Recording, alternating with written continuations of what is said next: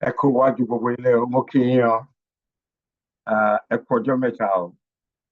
Thank you very much, and we welcome back almost all the members that have been on holiday for a while, and we thank you for your presence.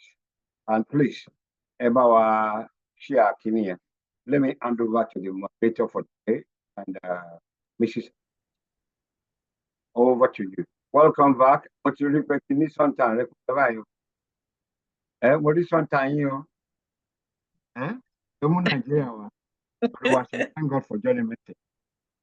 Thank you, sir. Okay. Thank you, sir. Yeah, over to you. Yes, sir. Ẹ káàsán o, ẹ káàárọ̀ o gbogbo ilé. Mo kí wa pé a kú ọjọ́ mẹ́ta bí a ṣe máa ń kíra wa ní èdè Yorùbá. A kú bí ojú ọjọ́ ṣe rí. Hey! Nice to hear that voice o. Ẹ káàsán o. Barrister Odumosu, ẹ kú ọjọ́ kọ̀ọ̀rọ̀. I'm doing well. Ẹ káàsán. Yes, sir. Barrister. Oh, sorry. Any kosi voice lórí kíní tí mo play. I will replay the national item again. All right. Bear with me. Thank you. Yeah.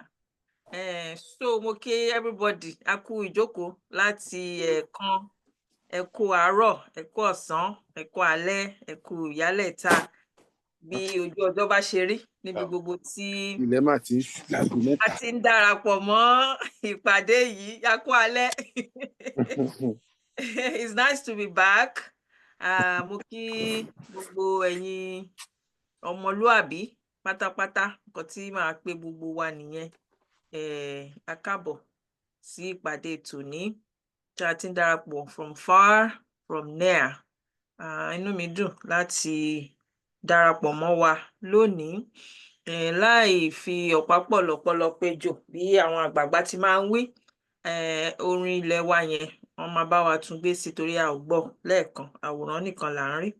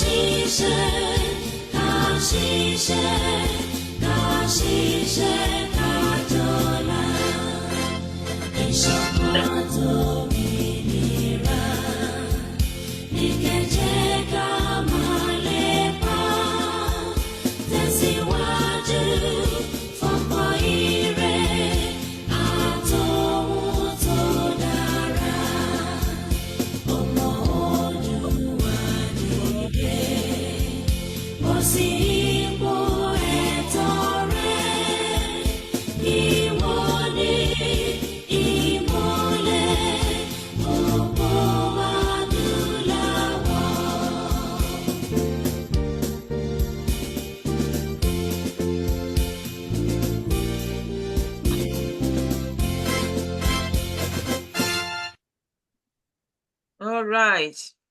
Bí a ti máa ń wí náà nìyẹn o pé èmi àti ìrẹ náà ni ògo adúláwọ̀. Mo fẹ́ fi àsìkò yìí rọ̀ wá wípé ká túbọ̀ invite, ká pe àwọn ènìyàn wa sí ìpàdé yìí. Àti tó bí mélòó kan, ṣùgbọ́n a sì lè pọ̀ sí. Kárìnkápọ̀ náà sọ pé oyin máa ń yẹ ni. Ẹ jọ̀ọ́, ṣé ohùn mi já sókè àbí ara mi ni mo kàn ń gbọ́ ara mi? Ṣé à ń gbóhùn mi? All right. Mọ́mì tí mi rí. Thank you, ma. It's nice seeing you. Mo wo orúkọ àwa tá a ti wà ní ìkàlẹ̀. Mo kí gbogbo wa. Mi ní lè máa dá orúkọ, ṣùgbọ́n I see familiar names. Ẹ jọ̀ọ́, ẹ jẹ́ ká túbọ̀ invite. Mo kí everybody lẹ́ẹ̀kan sí. Mo gba àyè láti lọ wo ilẹ̀ wa. Ilẹ̀ wa dáa gan ni o. Ṣé ó dà pé kí n má padà dé mọ́ nígbà tí mo lọ. But I have to come back. So thanks for the honor láti anchor ìpàdé tòní. I'm not taking it for granted. Kì í ṣe pé mo mọ̀ ọ́ ṣe. It's just an opportunity to serve my land, and I'm happy to do that. So ẹ ṣé gan ni, Directorate, for allowing me to anchor today's meeting. So mo kí gbogbo wa lẹ́ẹ̀kan sí, and like I said, ẹ jẹ́ ká túbọ̀ máa invite as we move on in the program, because a kàn lè jókòó ká máa wòran. Ó nídìí tí a fi máa ń péjọ, gbogbo wa náà ni a sì mọ̀ ìdí náà. Nítorí náà, ohun tí a máa gbé ṣe music, wọ́n ní wọ́n fẹ́ gbé orin ọlọ́kan òjọ̀kan sí fún wa, music by Barrister Ọlátáyọ̀. Ẹ̀yin lẹ máa ṣe ìgbọ̀wọ́ yẹn o. Ìmọ̀ orin tẹ́ fẹ́ fún wa gbọ́ ní àárọ̀ yìí. Bí ẹ dẹ̀ ti gbé e síwájú kémi tó gorí afẹ́fẹ́, ẹ jẹ́ ká mọ̀. Ká ní àwọn èèyàn wá late, àti pé mẹ́wàá, so we can start the meeting. I need to play music. Ẹ ṣé. Oh, okay. All right. And then we already did that. Okay. Yeah. Video lẹ́lẹ́ ni yóò máa fẹ́. That's what we want to see now.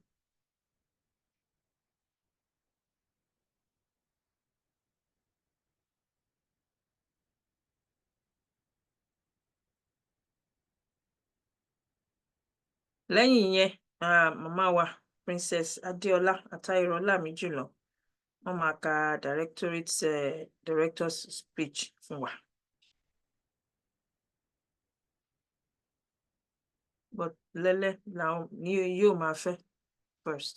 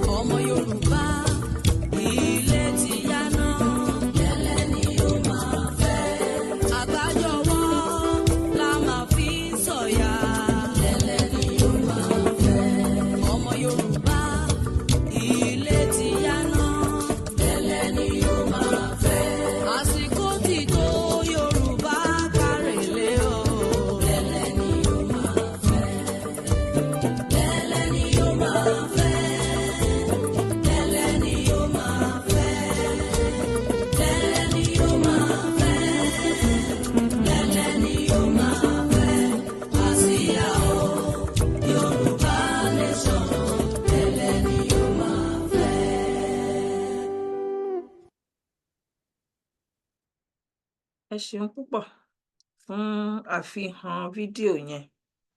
So, next one. Ẹ ṣé gan ni. Mo fẹ́ kí ẹ̀yin ìyá wa pé ẹ káàbọ̀. A miss yín o. Àti Barrister Odumosun, we thank God for your lives. Thank you for joining us today. We really miss you guys. Ẹ ṣé gan ni. Ẹ káàárọ̀, ẹ káàsán, ẹ káalẹ́ níbi gbogbo tí a bá gbé wà lénìí. A dúpẹ́ lọ́wọ́ Ọlọ́run tó ti kà wá yẹ. And today is our 198th. Kò ń ṣe mímọ̀ ṣe wa, kò dẹ̀ ń ṣe agbára wa. A dúpẹ́ pé Ọlọ́run fún wa ní okun àti agbára. And ọ̀pọ̀lọpọ̀ òjò ló ti rọ̀ tílẹ̀ ti fà mú, ṣùgbọ́n Olúwa ó dúró tì wá, kò jẹ́ kójú tì wá, ó dẹ̀ ràn wá lọ́wọ́.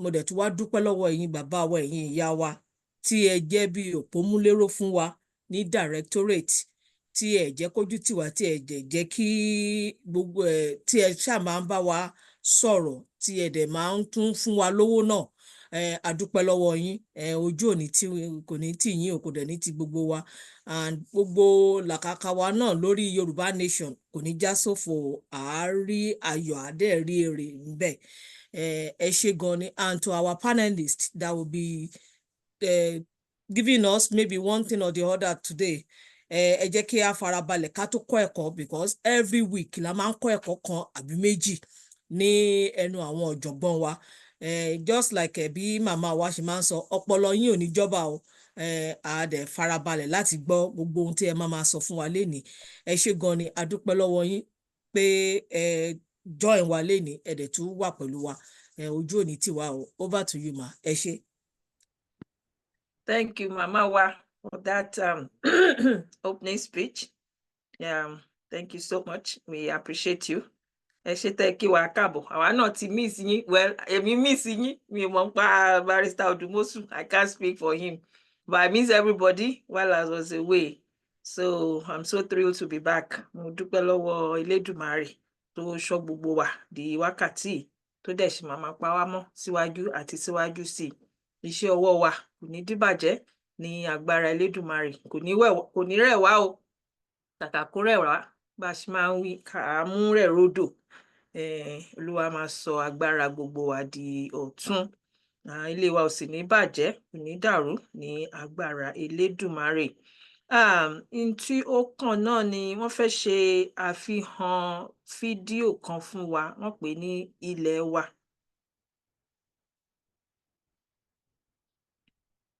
Ilé wa. Barrister Odumosu I think ẹ̀yin lè máa ṣe àfihàn fídíò yẹn fún wa. Ẹ jọ̀ọ́ fídíò wo nìyẹn? Ilé wa ni mo rí bóyá ilé wa or ilé wa bí. Ilé wa okay. Ilé wa.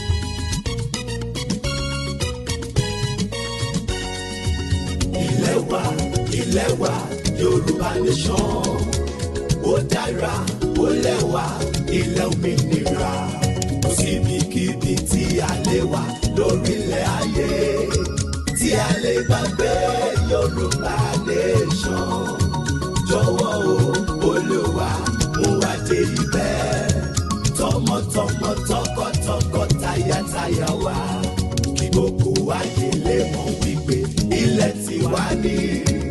Àwa yóò dé Yorùbá Nation jọ̀wọ́ o Olúwa ràn wá ní ọwọ́ láti gba ara wa nínú ìnira kò sọ́gbọ̀nkọ́gbọ̀n tí Nàìjíríà fi lè tàn wá jẹ àwa yóò dé Yorùbá Nation.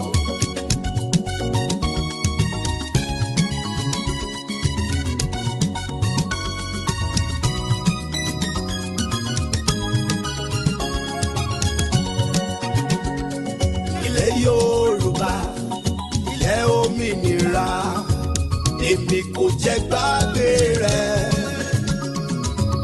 èmi yóò máa sọ nípa ògo rẹ̀ mo fojú sọ́nà sí ilẹ̀ mi.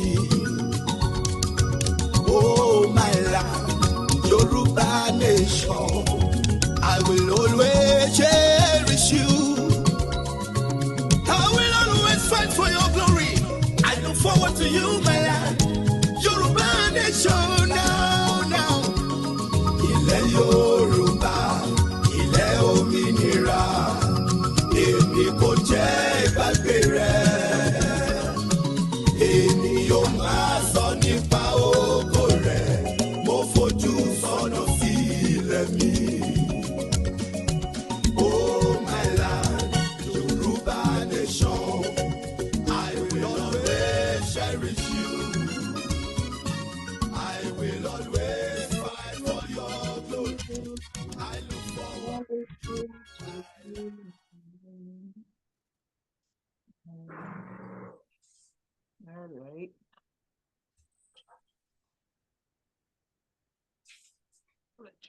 Okay, ẹ ṣé púpọ̀. I look forward to you, my land. Ilẹ̀ mi, ilẹ̀ rẹ, ilẹ̀ Yorùbá. Bí mo ti máa ń sọ níbí wípé ẹ jẹ́ ká máa fojú sun nǹkan tí a lè ṣe fún ilẹ̀ wa, kí a máa rò lọ́kàn kí ni mo lè ṣe fún ilẹ̀ mi láti ran ilẹ̀ mi lọ́wọ́. Nígbà tá a bá ran ilẹ̀ wa lọ́wọ́, ilẹ̀ wa gan á ran àwa fúnra wa lọ́wọ́. So bí ibùnmi ń bu ọ ni wọ́n sọ pé ọ̀pọ̀lọ́ máa ń ké, bẹ́ẹ̀ ló ṣe rí. A máa délẹ̀ wa ní agbára Elédùmarè. Gbogbo àwọn tó ti ṣe akitiyan tí wọ́n ti ṣubú ní ojú ìjà yìí, ogún wọn ní agbára Elédùmarè, àmọ́ pé kò ní já sásán. So Ọlọ́run ó máa gbà fún wa. À ń súnmọ́ bẹ̀ díẹ̀díẹ̀. Ọ̀nà tó fi máa gbà àti ìmọ̀. Ẹni tó bá lóun mọ̀, àfi tó bá pé Ọlọ́run jẹ̀ ní lè fi hàn lórí àkù. Ṣùgbọ́n ó ju ọgbọ́n wa lọ, ó ju òye wa lọ. Ohun tó ń wá sí wa lọ́kàn, òun ni àwa ń ṣe. Tá sì gbàgbọ́ pé Ọlọ́run náà ló ń rán wa tó ní ẹ máa ṣe ìṣó. Ṣùgbọ́n bá ṣe máa dé ibẹ̀ gangan, wà lọ́wọ́ Elédùà, wà lọ́wọ́ Elédùmarè. Nítorí pé òun ló dá wa. Òun ló dá wa sí ilẹ̀ yẹn. Èmi nígbàgbọ́ wípé Ọlọ́run ló dá wa sí apá ibi tó dá wa sí yẹn ní orílẹ̀-èdè àgbáyé. So kí ló lè ṣe? Kí ni mo lè ṣe láti máa wá ìdàgbàsókè orílẹ̀-èdè rẹ, orílẹ̀-èdè mi? Bó tilẹ̀ jẹ́ pé àti ìfọ́ọ̀mù ẹ̀ as in kò tí ì dúró, wọn tí ì gbà lágbàáyé, also láti wà accepted in the world. Tí wọn tí ì gbà, ṣùgbọ́n lábẹ́nú, ṣáà ń tàbùkù orílẹ̀-èdè wa ni. Àbí à ń rò pé kí ni mo lè ṣe? Níbi tí àwa wà tí a ti ń sọ̀rọ̀ ẹ̀, àwọn ọmọ ìlú yẹn fẹ́ràn ìlú wọn gan. Wọ́n sì máa ń rò pé kí làwọn lè ṣe láti jẹ́ kí ìlú yẹn tẹ̀síwájú. Mo fẹ́ kí àwa náà ká ní, òyìnbó máa ń pè ní mindset. Irú mindset yẹn, kí ni mo lè ṣe? Bó tiẹ̀ jẹ́ ọmọnìkejì tó wà ní ẹ̀gbẹ́ ẹ̀ ló ṣe nǹkan fún, ó ṣe nǹkan fún orílẹ̀-èdè rẹ nìyẹn o, torí ọmọ orílẹ̀-èdè ẹ ni. So máì ká gbàgbé ìyẹn, ká máa rò pé kí ni mo lè ṣe? Àwọn ará bí a máa sọ pé ìlú yìí first, èmi ò fẹ́ dárúkọ ẹ̀, ìlú yìí first. So nǹkan tó yẹ kó múmú ní àyà tiwa náà nìyẹn, orílẹ̀-èdè mi first. Oríṣiríṣi lè máa ṣẹlẹ̀, ó máa kan wá lóminú, kí ló dé táwọn èèyàn, irú èèyàn wo ni wá gan, kíní kan. Let's begin to be positive about our land. Ọlọ́run máa gbà fún wa. A dẹ̀ máa jẹ nínú ire ibẹ̀ ní agbára Elédùmarè. So the next on our agenda is máa pe arákùnrin Kọ́ládé. Mo máa ń pè wọ́n ní bàbá wa, ṣùgbọ́n wọ́n ní rárá o. So arákùnrin Kọ́ládé, ẹ̀yin ni iṣẹ́ kàn, ẹ dẹ̀ mọ kí ẹ máa ṣe. Ẹ̀yin ló kàn. Okay o, èmi ló kàn, ẹ ṣé gan ni o, thank you. Ṣé àlàáfíà ni? Báwo ni àwọn màmá ń kọ́, ṣé àlàáfíà ló wà? Àlàáfíà sir. Okay o, ẹ kúlé o, gbogbo ilé, ẹ kújọ́ mẹ́ta. And we welcome everybody on board and the new faces, the old face and the new faces. So ẹ káàbọ̀ sórí ètò. Mo fẹ́ gbà yín níyànjú nípa owó fún ìyìnrere, fún iṣẹ́ tá à ń ṣe ní Yorùbá Nation. A dúpẹ́ lọ́wọ́ gbogbo àwọn tó ti ń ràn wá lọ́wọ́ látijọ́ yìí. Tẹ́lẹ̀ mọ̀ pé a kì í kówó jẹ, a máa ń kówó jọ ní directorate ni. Ẹ jọ̀ọ́ bó jẹ́ $2, $1, 50 cents, ẹni tágbára yín bá ká, tọ́lọ́run bá pèsè fún yín, ẹ jọ̀ọ́ ẹ máa rántí wa o ní Yorùbá Nation Global Directorate pé kẹ́ máa fowó ránṣẹ́ sí wa. Ẹ jọ̀ọ́ kẹ́ máa fún wa lówó, bó jẹ́ ó dání tébù yín lẹ́wà, bó jẹ́ sterling ni kò sówó tá a kì í gbà, bó jẹ́ Australian dollar ni gbogbo ẹ̀ náà là ń gbà. So ẹ jọ̀ọ́ ẹ fowó ránṣẹ́ sí wa o, because bí o bá ṣe ń rówó tẹ́lẹ̀tẹ́lẹ̀ kọ́ là ń rówó nísìn, because I need láti ti ṣe iṣẹ́ takuntakun fún ilẹ̀ Yorùbá. Ọlọ́run á pèsè fún yín o, ẹ jọ̀ọ́ ẹ ràn wá lọ́wọ́ o. Olúwa wà pẹ̀lú yín o. Ibi tẹ́ tí ń mu kò ní gbẹ o. Lágbára Ọlọ́run, lágbára Èdùmàrè. Ẹ ṣé gan ni. So ìyẹn ni mo ní kí n sọ fún yín, and then ibi tí ẹ máa fi owó sí, the secretariat wọ́n á gbé sórí àwòrán. So tó bá ti gbé síbẹ̀, ẹ jọ̀ọ́ kí a tó parí ètò, ẹ jọ̀ọ́ ẹ fi owó síbẹ̀ fún wa o. Ẹ ṣé o. Àbùsí Èdùmàrè, ẹ ṣé gan ni. Thank you, Sister Apata. Thank you, sir. Next is let me see. Okay.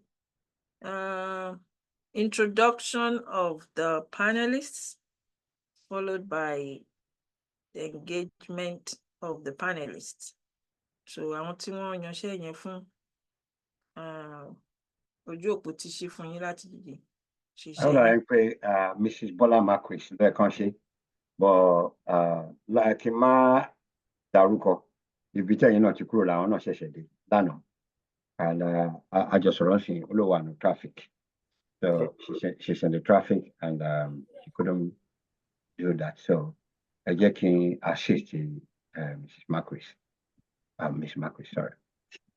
Adúpẹ́ lẹ́yìn again gẹ́gẹ́ bí àwọn olóòtú ṣe sọ wípé ojú pé, but having said that, ẹ jọ̀ọ́ ojú yẹn ṣe lè pé jèrè lọ, ẹ bá wa fi àwọn ìwé òǹpè yẹn ká fi pe ọ̀pọ̀lọpọ̀ àwọn èèyàn kan join wa. Ẹ̀yin bàbá àti màmá alẹ́ ní kárìn kápọ̀ yíyẹ ló ń yẹ ni, Ọlọ́run á jẹ̀jẹ̀ kó yẹ wá, torí wọ́n ní yíyẹ ní yẹlẹ ilé, rírọ̀ ní ìrọ̀ àdàbà lọ́rùn, adùn ló máa gbẹ̀yìn ayé wa. Thank you very much, and mo fi tọwọ́tọwọ́ léni pé bàbá wa tí mo ní olùfẹ́ láti kàn pe orúkọ wọn pẹ̀lú ọ̀wọ̀, Dr. Bíyì Oyèfúlẹ̀, Òdu ni wọ́n kì í ṣe àìmọ̀fólókò. Tá a bá ti ń gbọ́rúkọ wa, ó dàbí nǹkan tí màmá àgbàlagbà kan sọ fún mi ní pé ká ṣáà máa ṣe àmín, àmín, àmín. So nǹkan tó ń mì ní pé be assured that we are praying for you. So please always pray for each one of us and our elders in this house. Thank you very much. Ẹ jẹ́ kí n pe Dr. Oyèfúlẹ̀ sí orí òpó. Baba, you're welcome, sir. Thank you. Thank you. Princess, Madam Popola, and of course, our long lost sister, Mrs. Apata. Nice to see every single face here. Mo dẹ̀ tú ẹjọ́ má bínú, mo pé gbogbo èèyàn, mo ti gbà pé knowledgeable barrister mi wà ní background, mo kàn rárá rójú wọn ni. Ẹ káàbọ̀, nice to see you again. My pleasure, sir. Yeah. Barrister Ogedengbe, back to you, sir. Thank you very much. Baba Raphael, wọ́n ní ètò ìgbéyàwó tí ọba Olúwa fi sílẹ̀ lẹ́yìn, so wọ́n send a message pé àwọn ò lè sí láàrin wa. Pé ọ̀tẹ̀ bá rí bàbá, kì í ṣe ti ìjà, kì í ṣe ti àrùn, kì í ṣe anything, other activities yẹn ló fà.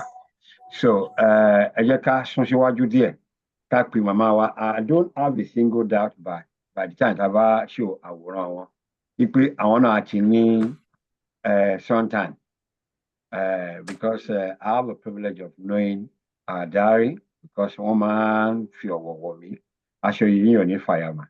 Thank you very much. I know she's been away, and in fact, in the nearest future again, tẹ́ ẹ̀ bá rí wọn, màmá sáré lọ fọ́lídé ni o. Lẹ́nu ìta sọ ọdún ló ti fẹ́ lọ sópin yìí, mo mọ̀ pọ́n ti lọ Nàìjíríà, wọ́n dẹ̀ ti lọ other parts of the world, and there are still few other places tí mo mọ̀ pé wọ́n máa lọ pẹ̀lú gbogbo ẹ̀. Èrò ilẹ̀ mi, ilẹ̀ Yorùbá kò kúrò lọ́kàn wọn. So oore ọ̀fẹ́ la ní nínú ìpéjọpọ̀ wa láti ní màmá wa láàrin wa léni again. I speak of no other person than Mrs. Sandra Popola Obi. Welcome. Ẹ ṣé, ẹ káàsán gbogbo ilé, Dr. Oyèfúlẹ̀, ẹ káàsán sir. Yes sir. Princess, everybody, wow. Mrs. Apata, ó di tíra, it's good to see you. Barrister Odumosu. Thank Hey, you, ma. Gbosa. Thank you. You are welcome, ma. Thank you, everybody. Thank you. Sorry, Ojale, Bosa mẹ́ta mà lẹ ṣe mà. mo rò pé méje mà ló yẹ kẹ́. bí gbogbo wa ní ká kúkú ṣe. Àbí o.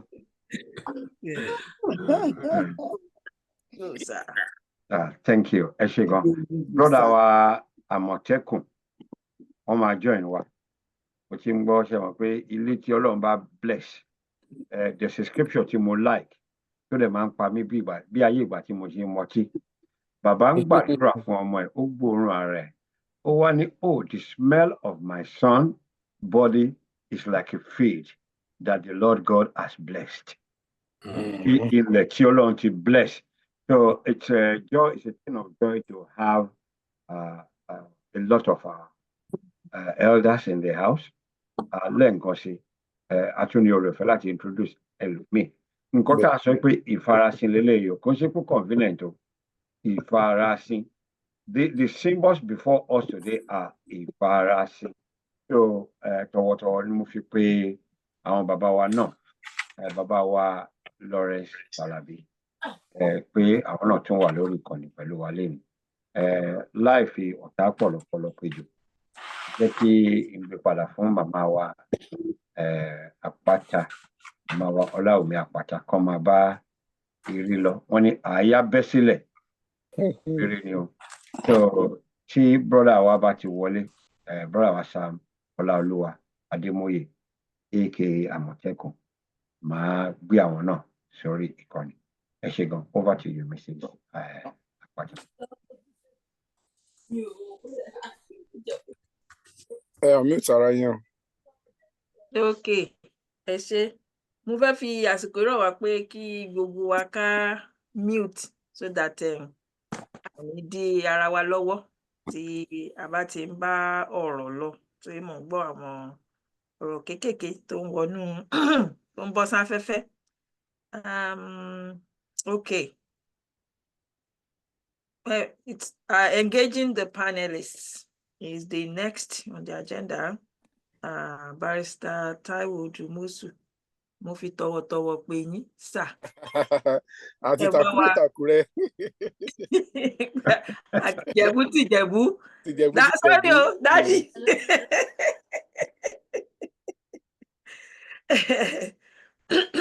Ẹ sọ Daddy, ẹ sọ Daddy. Ẹ foríjì mí ni torí mo sọ tìjẹ̀bú tìjẹ̀bú. Mrs. Popola ó bí Ìjẹ̀bú paraku ni wọ́n o. Ẹ má gbàgbé. Fortunately, I'm partly Ìjẹ̀bú too. Mo ṣe lọ ṣe Ìjẹ̀bú létí mo. My mama is Ìjẹ̀bú too, so. Oh, I'm telling you. Yes, sir. So. Partly ni àbí fully? Ma? Ṣé mú kọ́kọ́rẹ́ wá fún wa? Ṣé partly ni àbí fully? Well, ẹ bá ṣe máa sọ, màmá mi ni Ìjẹ̀bú. Àgbà yín bẹ́ẹ̀ then 50%. Thank you, ma. Ẹ máa gba èmi náà ṣe wọn pé jẹ́ naturalization. Àṣé Ìjẹ̀bú Jẹ̀ṣà ni yín visa. Àti ìfún yín visa. Mo ti gbà, mo ti gbórí wọlé. Tí Barrister Ògèdèngbé ṣìkú iṣu méje. Gbogbo yẹn ni mo ti ṣe o. Gbogbo yẹn mo ti ṣe o. Ó kù díẹ̀. Àti ìrí lórí dòd. Lè máa kún wọn lẹ́yìn o. Ẹ ṣe jàre. Thank you. Ẹni sọpọ́tà. Àbí o. Wọ́n ti ní burúburú kó má kẹ́ nìkan mọ́ ẹ. Èmi ti mẹ́rin tó kàn sí mo lè ṣe àwọn èèyàn tó against mi. Ẹ ṣe kàn.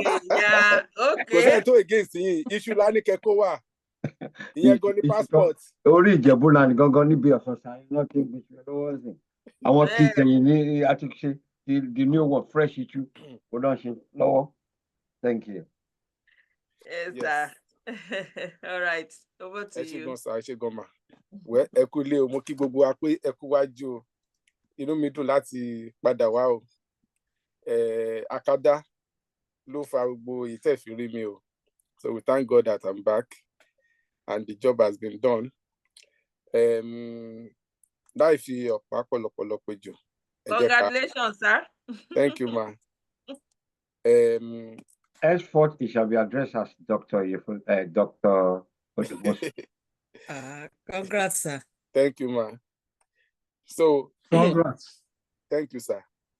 Iṣẹ́ tá máa ṣe lénìí, ọ̀rọ̀ tá máa sọ, ó dá lórí ilẹ̀ Yorùbá, àwọn ọba wa àti ilẹ̀ wa. àwọn èèyàn Yorùbá, ọba wa àti ilẹ̀ Yorùbá. So a dẹ̀ ní àwọn ìbéèrè tí a máa béèrè lọ́wọ́ àwọn panelist wa. Ibi tí màá ti kọ́kọ́ bẹ̀rẹ̀, màá bẹ̀rẹ̀ láti ọ̀dọ̀ Dr. Yefule. So mo máa fẹ́ kí wọ́n sọ díẹ̀ fún wa nípa àwọn ọba wa àti ipò wọn nínú ìtàn ilẹ̀ Yorùbá. Kí ni ipò gan tí àwọn ọba, ipò gan náà dì mú nílẹ̀ Yorùbá ní ayé àtijọ́? Láyé àtijọ́, ká má gbàgbé pé gbogbo àwọn nǹkan tá à ń pè ní kingdoms wa lénìí, wọ́n start bí gẹ́gẹ́ bí city states ni wọ́n. A city state. In other words, the foremost among them, Ife, was a village turned into town, turned into a big city. So, Ọọ̀ni ibẹ̀, bí n pé ibẹ̀ ni Odùduwà ti wá, tó dẹ̀ send gbogbo àwọn ọmọ ẹ̀, àwọn grandchildren lọ sí gbogbo bí tá a mọ̀. So,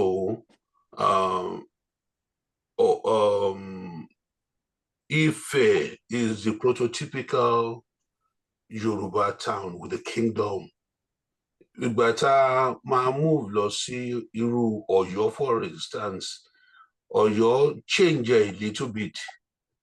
So between Ife system àti Ọ̀yọ́ system, most of the gbogbo àwọn ọba ilẹ̀ Yorùbá, irú system tó ń run ó wà láàrin àwọn méjèèjì yẹn, Ọ̀yọ́, Ifẹ̀. Tá bá wá lọ sí extreme Yorùbá land, irú àwọn Ọ̀wọ̀ yẹn, àwọn yẹn náà tún bọ́rọ̀ díẹ̀ láti ọ̀dọ̀ Benin. Tá bá tún wá lọ sí ọ̀dọ̀ far western part of Yorùbá land, àwọn Kétu, àwọn Pópó, àwọn Sàbẹ̀, gbogbo àwọn yẹn náà wọ́n tún bọ́rọ̀ some system láti ọ̀dọ̀ àwọn Benin, àwọn Dahomey actually, because that's a major kingdom bẹ́ẹ̀ yẹn, wọ́n tún bọ́rọ̀ díẹ̀ nínú wọn. So gbogbo nǹkan bẹ́ẹ̀ la máa rí ní ilẹ̀ Yorùbá, and kò sí one single type of kingship tá a lè ní pé ó wà, bí ó ṣe ní pé various ones turn their nose dive into each other tí yóò bá study wọn dáadáa. Barrister.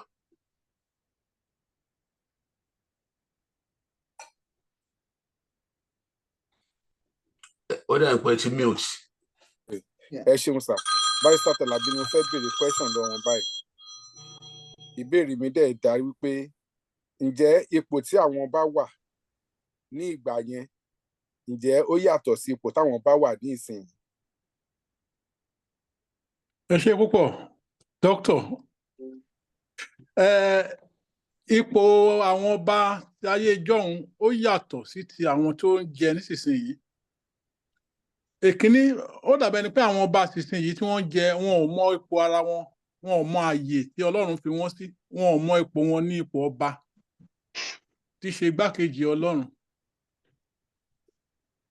Àwọn ọba ayé ìjọ́un, a máa ń yàn wọ́n in a traditional way, tó fi jẹ́ wípé ẹni tí ipò ọba bá tọ́ sí, tí wọ́n bá dá Ifá sì yan ẹnìkan, ó lè má jẹ́ tí gbogbo ayé fọkàn sí, ó lè má jẹ́ olówó, ó lè má jẹ́ ẹnìkan tí wọ́n mọ̀, ṣùgbọ́n tí Ifá bá ti mú, kò sí tí wọ́n lè ṣe sí. Ẹ má bínú pé mo quote Bible, ẹ wo bí Samuel ti yan Dáfídì. Ó jẹ́ ohun tó ya ìdílé yẹn lẹ́nu láti yan Dáfídì, ẹni tá a kà kún. Bẹ́ẹ̀ ni wọ́n ṣe ń yan ọba láyé ìjọ́un. Àǹtọ́ bá lè ti yan báyìí, ìlú á dúró tì í, Ọlọ́run gan á dúró tì í. Nítorí pé àṣẹ̀dá ni wọ́n fi ṣe, kì í ṣe political king tá a nísìn. Mo rántí ọba kan tó bá, mi ò kàn mọ́ rántí orúkọ ẹ̀ mọ́ ni, tó bá Awólọ́wọ̀ tó sọ wípé òun ò lè dìde dúró fún Awólọ́wọ̀. Ọba yẹn wá látọ̀nà bí Èkìtì ni bí nǹkan kan ni. It's a very old story tí mò ń sọ yìí.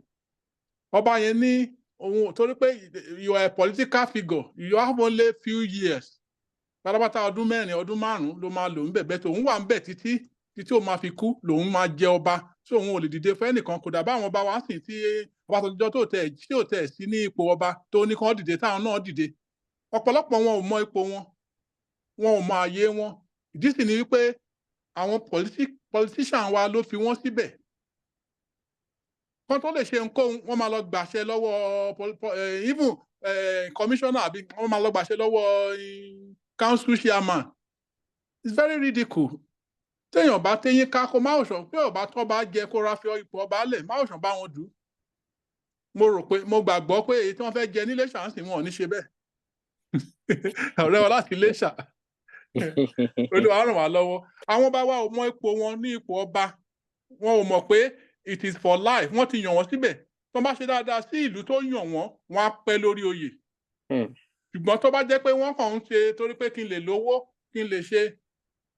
ọba kan wà níbi tí mo ti ń dín farm. ó ti ń tẹ́ káàkiri ìlú kó máa gbalẹ̀ onílẹ̀ kó máa wá ọ̀nà àti kówó jọ fún ara ẹ̀ for his own benefit. àwọn aráàlú ti wá ń hate ẹ̀. so tí ọ̀pá bá dúró sí ipò ọba tó dẹ̀ fẹsẹ̀ múlẹ̀ pé òun ọba ìlú yìí, àwọn ènìyàn á gbà tì í, àwọn èèyàn á sì bẹ̀rù ẹ̀. òun náà kò ní ṣe ìwà tí ọba ò lè hù. torí àwọn ìwà táwọn ọba hù ń sìn wọ́n sọ ara wọn di yẹ̀yẹ́. kán máa lọ patí kán máa jó, kán máa lọ patí kán máa lẹ́wọ́, kán máa lọ patí kán máa ṣe bí àwọn ọ̀mùtí kiri. kì í ṣọba mọ́, wọ́n ti sọ ipò ọba wọn nù. àwọn ọba sì yìí ò ṣọba to me. ẹ ṣé púpọ̀. ẹ ṣeun. ìbéèrè tí máa béèrè next ó lọ sí ọ̀dọ̀ àwọn Mrs. Popoola. gẹ́gẹ́ bí a ṣe rí ipò àwọn ọba ní àtijọ́ àti àwọn bí wọ́n ṣe lọ́wọ́ sí ọ̀rọ̀ òwò ṣíṣe, ǹjẹ́ àwọn ọba wa ní ayé ìgbà yẹn wọ́n ní í ṣe pẹ̀lú èrò pé à ń ta ẹrú àbí à ń kó ẹrú bí? ẹ ṣé gan ni Dr. Odumosu or Dr. Barrister Odumosu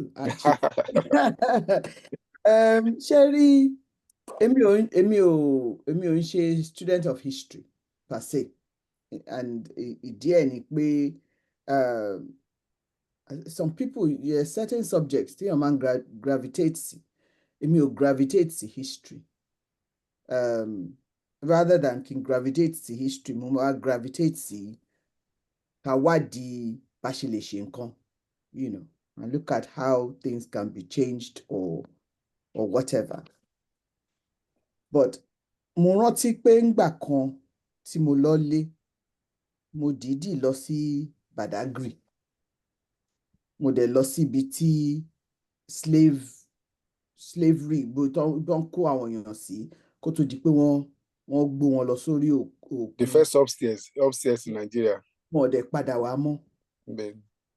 Ṣe rí ngbà tí mo débẹ̀ ó pa mí lẹ́kún gidi gan ni, not only because àwọn èèyàn tí wọ́n kú sí nǹkan tá à ń sọ yìí, but bí a ṣe ṣe ibẹ̀, bá ṣe tọ́jú ibẹ̀ sí, ó kan mí lóminú gidi gan ni, nítorí pé history wa ni tí àwọn èèyàn wa ò dẹ̀ tọ́jú.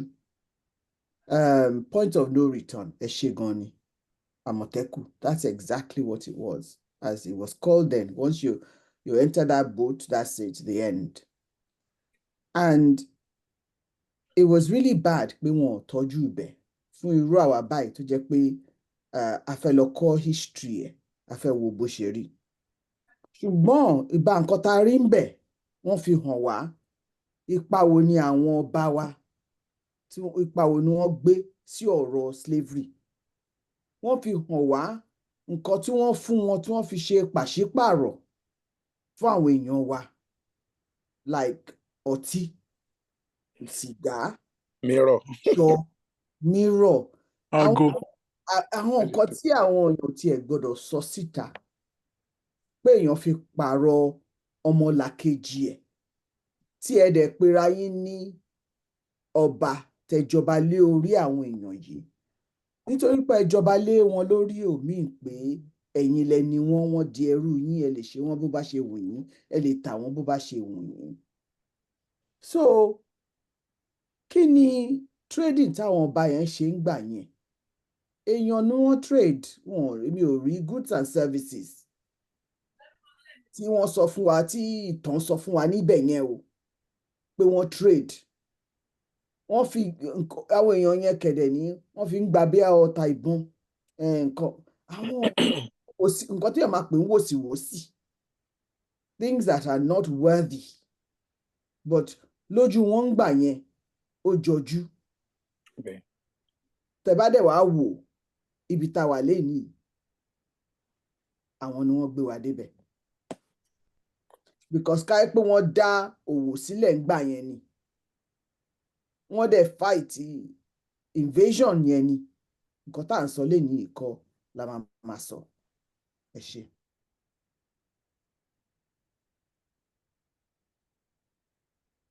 Mo rò pé mo dáhùn. Yes, ẹ má bínú, mo máa bóyá Dr. Yefule bóyá wọ́n máa ní nǹkan kan láti sọ sí ọ̀rọ̀ yẹn, torí pé mo mọ̀ pé àwọn mọ̀ student of history làwọn mọ̀ nípa history díẹ̀.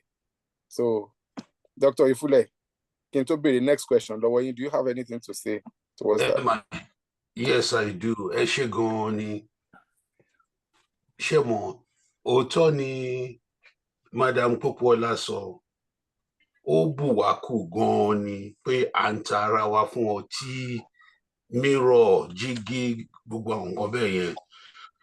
Ṣùgbọ́n history is actually his story.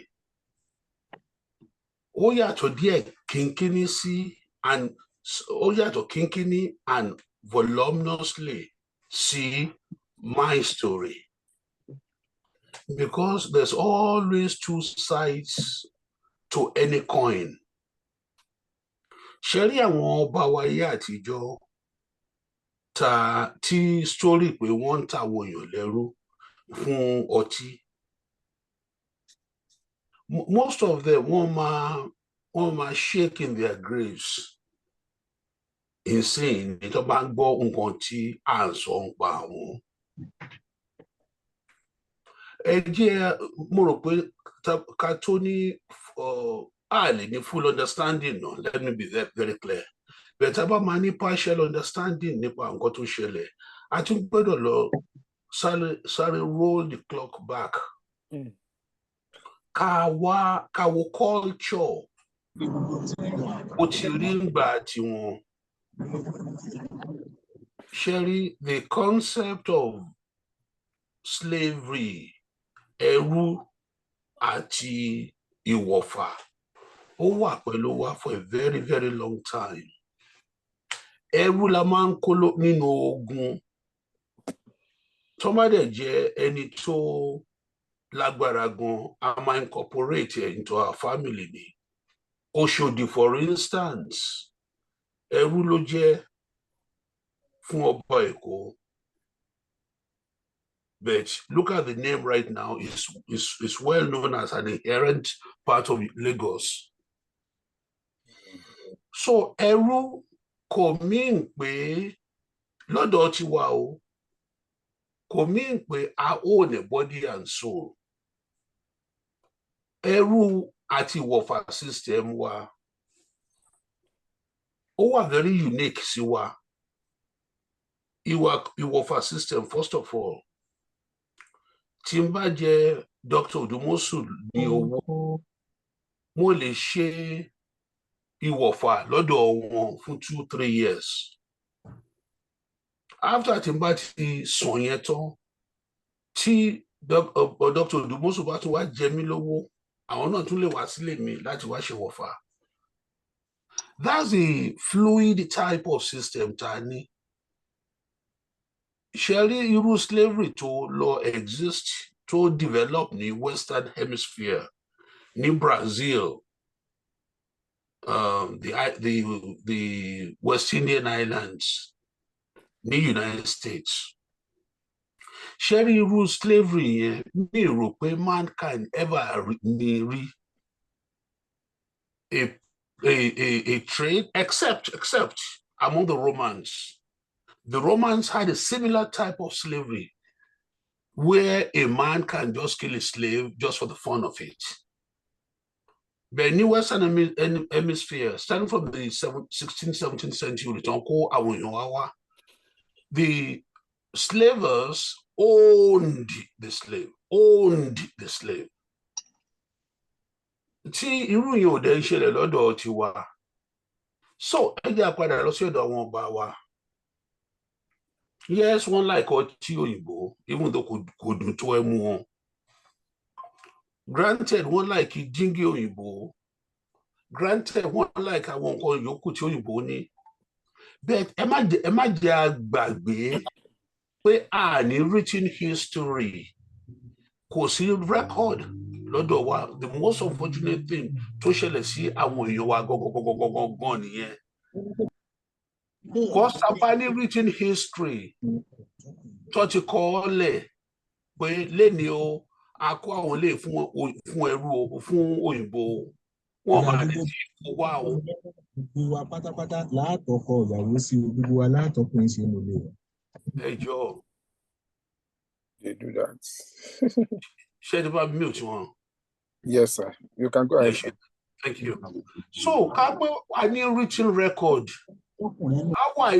How easy láti rántí pé àwọn tó kó lọ́njọ́ sí ọmọ àti ìkó wọn padà. Nítorí ìwọ̀fà system ni àwọn èèyàn wá mistakenly rò pé àwọn ń ṣe. No, don't get me wrong. Later, all developed into the evil act of slavery. Tó máa ń mọ̀ lọ kó ẹrú o. But initially, wọ́n send àwọn èèyàn lọ síbẹ̀ ni. Not for their souls to be owned by the white man. So, nǹkan tí wọ́n fẹ́ ká ṣe nìyẹn, ká wà a little bit kind sí àwọn èèyàn wa, kì í ṣe kind, ká understand the dilemma wọn. They did not realize that the white man intended to take those people body and soul.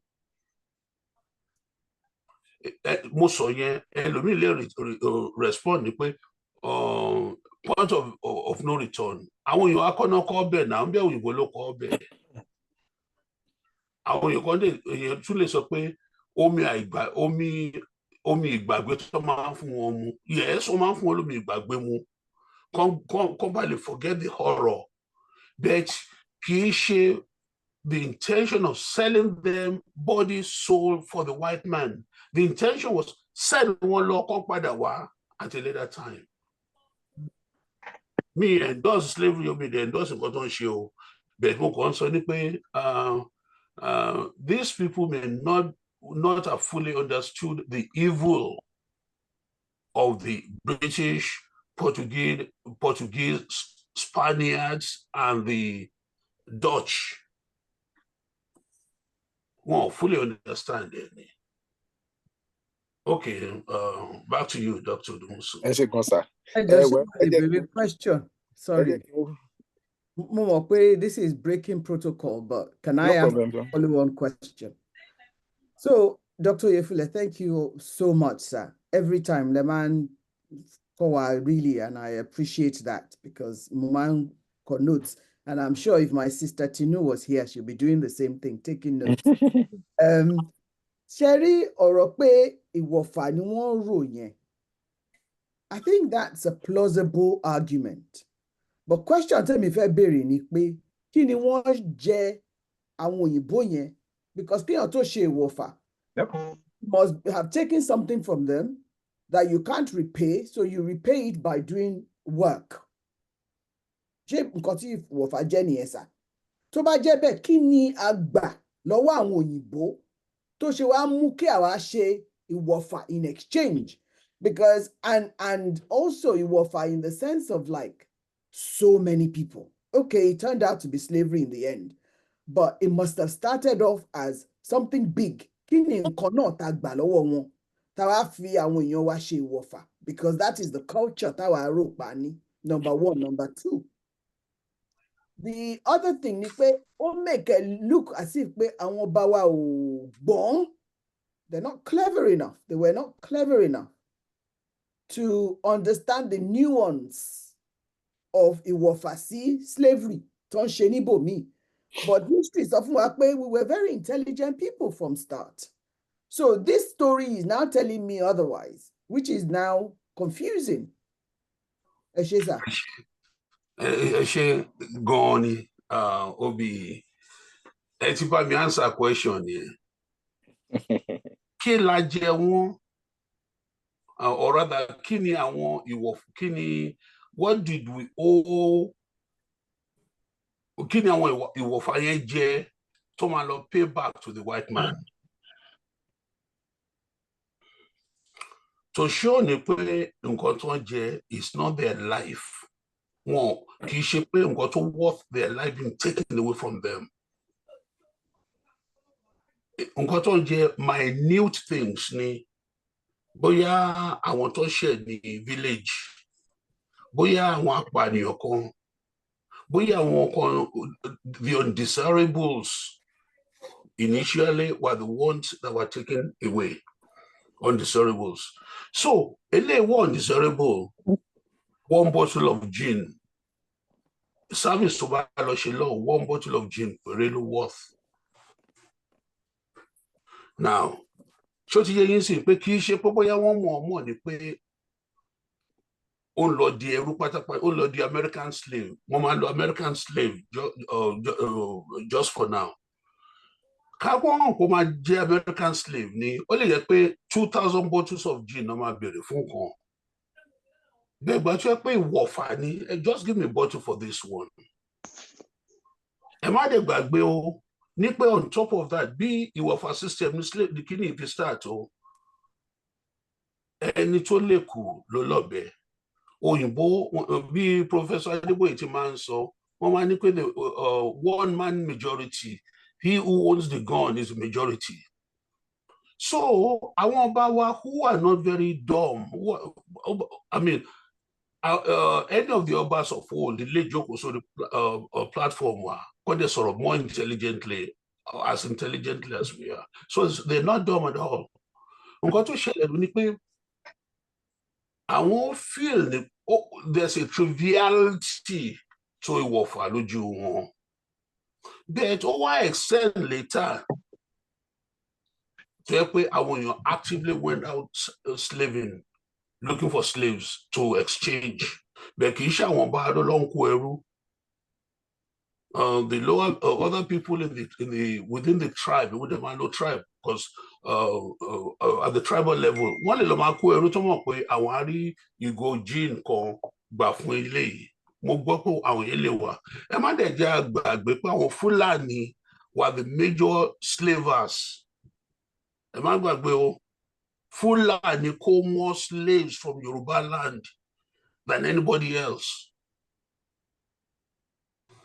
One access born from the Arab counterparts. So they did a lot of enslavement. In fact, one more Professor Kombibai, who told me a story his grandfather told him. Nípa ní ìlú wọn ní Bona, where the grandfather was, this professor is in his, close to his 80s now. So only God knows how old his grandfather was. His grandfather is sọ fún pé àwọn Fúlàní náà ń kó àwọn lẹ́rú láyé àtijọ́ ní Bona area. And they'll take the slaves, take some to the north into Arab land, take some via Badagry down to the coast to sell at Elmina Castle. So it was an innocuous activity. I'm a pé ó yẹ ká blame wọn, but ẹ jẹ́ ká ní understanding pé àwọn people want more gravity of American slavery. And when they sure ni pé tí ọmọlúwàbí bá wà láyé ìgbà yẹn, àdéhùn pọ̀ ọmọlúwàbí kan ethos wà gan ju ìsìn lọ. Tó bá mọ̀ pé American slavery no sọ àwọn ọmọdé yẹn into àwọn citizens. I think they might have had a second thought. I hope I answered the question. Goni, sir. Thank you, sir. Ṣé mo lè dá sí díẹ̀, má bínú o. Okay, sir. Again, the Okay. protocols. No problem. Tá bá mọ ipò ọba láyé ìjọ́un, a máa ń pè wọ́n ní igbákejì òrìṣà. They can do and undo. Agbára ẹ̀ máa ń gun àwọn ọba míì tó fi jẹ́ pé wọ́n á rí ìyàwó oníyàwó, wọ́n á dẹ̀ gbẹ́sẹ̀ lé. Kò sí tọkọ ẹ̀ máa ṣe. Tọkọ ẹ̀ bá fẹ́ fọ́nbù, wọ́n máa tún arrest ọkọ ẹ̀ tó máa tì mọ́ ààfin. Níbi tí àwọn ọba yẹn lágbára dé ńgbà yẹn. Bàtẹ̀ rí àwọn yẹn nígbà yẹn, a sáà ka ìtàn Ìyálóde Ìbàdàn bó ṣe pa ẹrú ẹ̀ tó ṣe gbogbo ẹ̀. They are all real láyé ìjọ́un. Láyé ìjọ́un yẹn agbára máa ń gun àwọn èèyàn ní tó bá ti lówó, wọ́n dẹ̀ ti nípò, kò sí tán lè ṣe láti fìyà jẹ èèyàn. Wọ́n á lọ kó ẹrú, wọ́n á dẹ̀ mú àwọn èèyàn. Pàápàá téèyàn bá sọ pé lágbájá báyìí ṣẹ̀ òun tó mú wá sí ààfin ọba tí wọ́n dá ẹjọ́ ẹ̀ pé láwọn tó ń dá ẹjọ́ tí wọ́n rí pé ó yẹ kán jù sínú túbú, ààfin ọba ló máa jù sí. Ẹ jẹ́ ká wo eléyìí náà. Obìnrin wà tó lè máa tọ́jú aya ìyàwó ọba àwọn olórí. Bẹ̀tí wọ́n á dẹ̀ mú ọkùnrin, wọ́n á incarcerate ẹ̀, wọ́n á bà ayé ẹ̀ jẹ́. Kó lè máa tọ́jú àwọn ìyàwó wọn. Ṣèbó obìnrin wà tó lè máa tọ́jú wọn, wọn ò ní mọ́bìnrin, ọkùnrin ló máa lọ mú. Láti sọ di anything tó jẹ́ pé kò ní lè bá ìyàwó wọn sùn. Agbára wọn ọba yẹn pọ̀ ní ìgbà yẹn, kò sí tí wọ́n ṣáà lè ṣe. Wọ́n máa ṣe ń pè wọ́n ní igbákejì òrìṣà, àwọn tìsín ni ò mọ ara wọn bẹ́ẹ̀. So wọ́n mú ẹrú, wọ́n tà á, wọ́n ṣe, they can do tó bá wù wọ́n lọ́ lè fi ṣe. Tó agbára yẹn máa ń gùn wọ́n. Tó tẹ̀ jẹ́ pé a kàn ń gbọ́ pé wọ́n fún wọn ní jíìn, kì í ṣe jíìn nìkan ló ń gbà lọ́wọ́ wọn. Wọ́n ń gbowó lọ́wọ́ wọn náà. Kọ́ ba lè ní nǹkan táwọn ènìyàn òkèèrè ní, káwọn náà lè fi iyì fún wọn kó jẹ́ pé ọba nìkan ló ní kíní láàrin ìlú. Agbára ń gùn wọ́n ní ìgbà yẹn, kò sí tán lè ṣe. Dó ìwà ọmọlúwàbí wà gẹ́gẹ́ bá ti mọ̀ láti ayé ìjọ́un. Ṣùgbọ́n àwọn ọba kọ̀ọ̀kan wà tó jẹ́ pé àwọn ló bẹ̀rẹ̀ òwò yẹn. Kò sí ọba tó ò ní fẹ́ lówó lọ́wọ́ kó ní ààfin tó tóbi, kó kọ́lé dáa, kó kọ́lé ńlá, kó ṣe gbogbo ẹ̀. They get all these things from the slavery. Àbí àwọn míì tán lè ṣe láti kówó ìjọ. Tó ń ṣe nìyẹn. Ẹ má bínú. Thank you very much. Ẹjọ́ Barrister Odumosu, ẹ jẹ́ kí n break a protocol for the third time. First of all, Madam Popola. Number 2, Barrister Talabi. Ẹ má bínú. Number 3, Oyefule. Ẹ jẹ́ break protocol. Nǹkan tí Barrister Talabi sọ òótọ́ gbà gan ni. Bẹ́ẹ̀ wọ́n tún wá sọ bẹ́tà ju bébí ìbá ti sọ. Wọ́n ní àwọn ọba kọ̀ọ̀kan. Wọ́n sọ ní pé gbogbo ọba ló ń ṣe bẹ́ẹ̀, ọba kọ̀ọ̀kan. Ẹ má dẹ̀ gbàgbé pé in those days, their mode of operation ó yàtọ̀ sí tiwa in this modern time. Ẹ má jẹ́ àparọ́ tán ra wa. Christianity to make nǹkan much easier.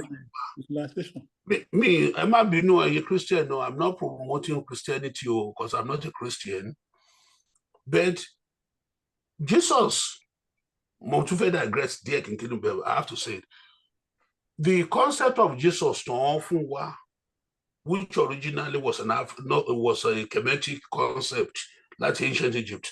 That concept of Jesus to sọ pé forgive your enemies. Baba dáríjì wọ́n nítorí pé wọ́n mọ nǹkan tí wọ́n ń ṣe. I, as a psychiatrist, can tell you categorically that if a man existed who said such a thing, that's the most highly evolved human being on this planet. Because àwọn psychotherapists about on the platform, I'm on the to teach your patient to exercise forgiveness towards those who have traumatized them. Keep patient here, they accept, forgive, then the trauma is gone. So the concept of Jesus, so while on the cavalry, I'm almost dying, but Father, forgive those bastards who just plunged a spear into my side. If such a thing really existed, then you just saw a God personified on the earth. Highest level here. So Christianity actually and the fact that we are beginning to accept that we have to be kind even to our enemies. So to change the perspective we are learning. But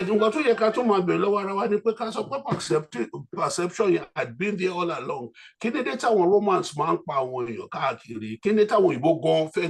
by the soul of Africans. Let's call it. So Kemale money pay ko fi sibi ko fi song. So there's that nǹkan tí Barrister Alabi pè ní wickedness ó wà láàrin wa, yes mi ní pé kò sí láàrin ìkọ̀ọ̀kan láàrin ọba wa, ó wà lọ́dọ̀ àwọn òyìnbó náà gan tó kó Christianity wá bá wa, so ó wà all over just to be mean and wicked. 19th century, 21st, 28th and 21st century, there are more kinder and gentler nations on the planet during those 2 centuries than there were in the 15th, 14th, 12th, 10th century. I hope I'm really making this point clear.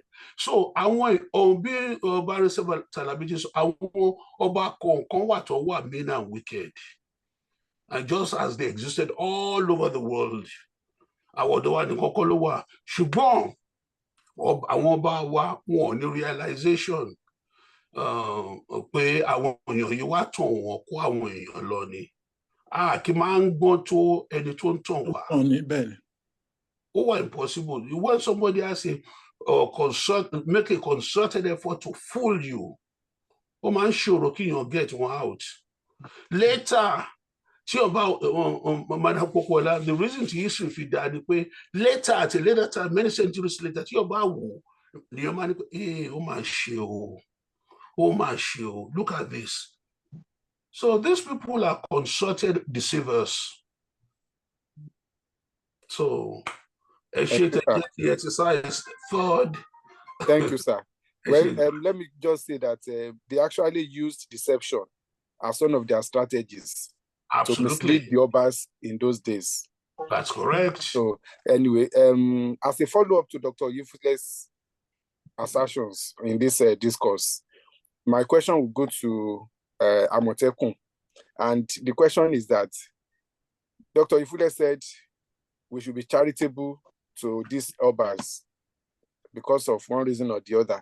I want to ask, are we going to be charitable to the modern Obas in relation to their activities during Abacha's regime when the Yorubas were being killed anyhow within the Nigerian political system? Amotekun. Ẹ ṣeun, ẹ kúlé. Ẹ má bínú, ó pẹ́ mi díẹ̀ kí n tó wá. Good evening to Professor Oyefule, Mama wa Sandra Popola. A special good evening to Dr. Odumosu. Congrats. Anyway, gbogbo discussion tí mo dé bá lénìí, there is something amiss. There's a very important, poignant, and serious issue. Tó jẹ́ pé ó máa ń dùn mí pé history wa tá bá ń sọ̀rọ̀ history wa, we often forget it, or we move it aside, or it becomes very convenient fún wa láti má mention ẹ̀ àbí ka cloud over ẹ̀. But the good thing ni pé Professor Oyefule dé èjè, but wọn kàn tán. Now, slavery generally, as far as I may understand it, slavery generally started out as a means of mercy. Old times, way back, medieval period or whatever, tabafekpi, tí clans méjì bá jà, tribes méjì bá jà, wọ́n máa fẹ́ annihilate ara wọn ni, just genocide and all of that. But to this stage, some people, maybe goodness one decide, what is the point in picking your shed blood, can waste human life, just like that. Logically, one better ní múra wọn as slaves. Láti make sure pé wọn fi àyè sílẹ̀ fún enemy láti ní forces láti padà wá attack wọn and blah blah blah.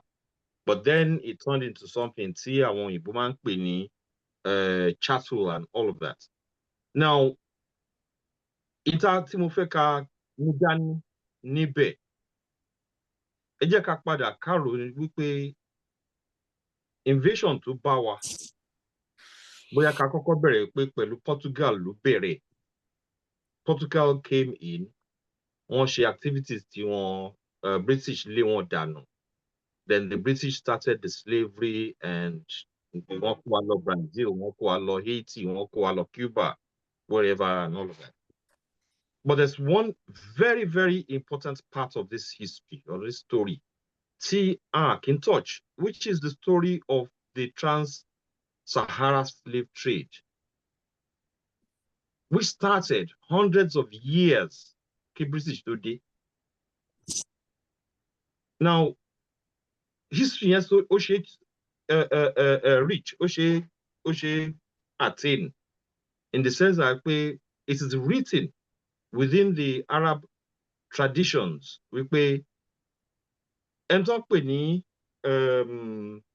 Messenger was born into that activity and he participated in it. And this is something that Orotan Soyi happened in the 7th century. But Professor Yebufule sọ lẹ́ẹ̀kan, wọ́n sọ pé àwọn Fulani were involved. The Fulani were involved by or instigated by the Arabs. And according to Gontemi Timuka, it was a case of 10% of àwọn tí àwọn Arab yẹn bá kú ló máa actually dé destination, which means pé a lot of people lost their souls in between that journey between Africa and wherever the destination was. Obviously, Tomati de Saudi Arabia, but it's over instructed one of the reasons that we reach much trace of the black man in Middle East or Gbogbo area generally, there was a concerted effort to make sure pé àwọn èèyàn yẹn wọ́n develop, wọ́n regenerate, wọ́n procreate in a sense. Wọ́n actually newt wọ́n pa wọ́n lẹ́pọ̀n in such a way tó jẹ́ pé wọ́n lè bímọ and all of that. So tabating, it's very important fún wa láti máa jẹ́ kí that side of the story máa jáde. Maybe it was in the 1800s, the British sọ pé kíní yìí wọ́n láti stop through the efforts of people like William Wilberforce, whatever. But 1962, like anything from the Arab states, we end slavery. So it's very important to some sort of holistic story. That's so far when you are, because things are happening at the moment. So I need that focus on, deal with, think about, and find solutions too. Àwọn kankan ṣẹlẹ̀ ní Ògbómọ̀ṣọ́ lọ́wọ́lọ́wọ́ yìí. And nǹkan tó ń ṣẹlẹ̀ ní Ògbómọ̀ṣọ́ is an extension of what is happening in the whole of the Southwest.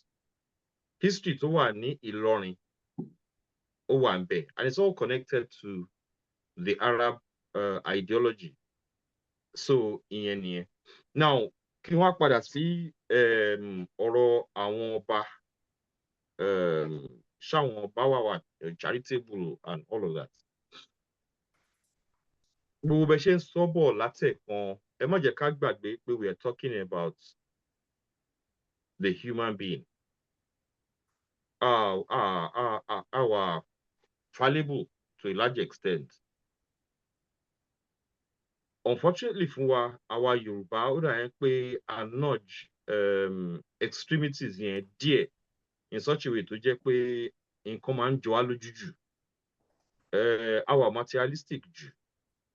And a máa ń fi àyè sílẹ̀ in such a way tó jẹ́ pé ó máa destroy society wa, and it's ongoing today. Now, society to develop to a stage nísìnyí tó jẹ́ pé everything socially, bá ṣe ń keep ara wa together socially, process wà ń bẹ̀, kàn tí identify ẹ̀ ká dẹ̀ máa lò ní. No singular person should be above his community. Tó bá dé stage kan, ọ̀kọ́lọ́ ń fún wa ṣe ká dé stage yẹn in such a way tó yẹ pé circuit yẹn máa close tó jẹ́ pé people will understand what their responsibility is. Ìyà tó ń jẹ wá lọ́wọ́lọ́wọ́ ní Nàìjíríà or ní Yoruba land is because àìtí identify responsibility wa. People are getting away with blue, red, and black murder. Basically because a wò wọ́n the same way tí àwọn èèyàn ti máa wo àwọn ọba yẹn nígbà yẹn pé igbákejì òrìṣà ni wọ́n. A ti transfer ideology yẹn sí àwọn politicians wa, sí àwọn clergy wa nísìnyí wípé they are above us and àwa fún wọn ní excessive reverence bákan, àwa fún wọn ní excessive respect. Ó dẹ̀ ń damage society wa seriously. Tó bá ti dé stage nísìnyí tó jẹ́ pé, and I'm not talking in defense of any institution or tí mo máa sọ̀rọ̀ fún any institution, majority ni màá sọ̀rọ̀ fún. But tó bá ti dé stage wípé wọ́n ń sọ̀kò fún ọba, wọ́n lẹ òkò mọ́ ọba, then the whole idea of our culture, tradition, and existence as Yoruba people, ó ti bẹ̀rẹ̀ sí ní erode nìyẹn tá a bá tètè deal pẹ̀lú ẹ̀. Tá a bá ti dé stage tó jẹ́ pé ẹnìkan máa pèrè ẹ̀ lọ́ba, ó máa bẹ̀rẹ̀ sí máa make statements tó jẹ́ pé ó máa di inconvenience fún the rest of the society. Tá a dẹ̀ deal pẹ̀lú ẹ̀, that is not charitable. That is us allowing the minority, the very few feudalists, let's take over society wa. Mama wa Sadakuku Ola sọ̀rọ̀ kan lẹ́ẹ̀kan. When I was in secondary school, the only reason tí mi ò fi like history ni pé mi ò lè keep dates sórí. I am the #1 fan of history nísìnyí. Mi ò lè keep dates sórí. Tí ẹ bá bèrè date of birth àwọn ọmọ mi lọ́wọ́ mi, mi ò lè get it wrong. Mi ò lè get the date of birth ìyàwó mi wrong. And kí ló fà á? Tí n bá get it wrong. Anyway, outside that, kò sí date mi tí mo lè rántí o. So history, but nísìnyí history has become very, very important fún gbogbo wa, because history ó máa ń sọ fún wa wípé this has happened, that is happening, this is happening, that is going to happen. Nǹkan tó máa happen later on fún ilẹ̀ Yorùbá tá à ń wò lọ́ọ̀kan yìí, it's very dire. Tí a bá pẹnu pọ̀, ká fún olúkálùkù ní kéèjì tiẹ̀ àti area tó ti máa ṣeré. There has to be boundaries. So historical ideology yẹn, ẹ jẹ́ ká máa wò pé history wa nìyẹn, mistakes wa nìyẹn, àwọn nǹkan tá máa wò as àwòkọ́ṣe òun nìyẹn. But a ní láti wá kó gbogbo nǹkan tá a learn. Ọba wà charitable, ọba wà charitable. Kí ni nǹkan táwa ń ṣe láti fi defend ọba? Kí ni expectation wa láti ọwọ́ ọba? Kí ni rules tí ọba ń deal pẹ̀lú? Kí ni protection tá fẹ́ fún ọba? Kí ni duties ọba? Kí ni responsibility ọba? Ibo ni line wà fún ọba and all of that. Everything tá à ń ṣe nílẹ̀ Yorùbá at the moment, mi fẹ́ concern ara mi pẹ̀lú the whole of Nigeria. It's all like nǹkan tó òyìnbó máa ń pè ní off the cuff. Ó kàn máa ṣẹlẹ̀ and anyhow. So ẹ má jẹ́ ká focus on history too much, apart from kó jẹ́ source of knowledge tá máa mú láti fi design way forward. Àwọn ọba wa at the moment, they don't know their boundaries, and àwa gan àmọ́ ìwúlò wọn, how useful they can be for us, tá bá lè control society wa properly. So Barrister, mo hope pé mo answer question yín bákan. Aspect kan wà tí ẹ ti dáhùn. Mo ní kí ni road àwọn ọba yìí ní ayé ìgbà Abacha. Ẹ mọ gbogbo nǹkan tó ṣẹlẹ̀ ńgbà yẹn ìgbà tí Abíọ́lá gbogbo Yorùbá máa ń pòwe kan tá a bá gbàgbé ọ̀rọ̀ àná ànírẹ́ni bá ṣeré and all of that. Tá a bá wo nǹkan tó ṣẹlẹ̀ in those days really and truly ìṣe ló yẹ ká kàn tiẹ̀ abolish everything to relate mọ́ àwọn ọba and all of that. But because we are under the gambit la fẹ́ pè ní àbí rule of Nigeria ní situation yẹn, the fact still remains wípé society ti evolve kọjá ọ̀rọ̀ monarchy. Ó ti kọjá stage tó jẹ́ pé ọba ni ẹ jẹ́ kó ṣe nǹkan tó. Everybody has to know their boundaries.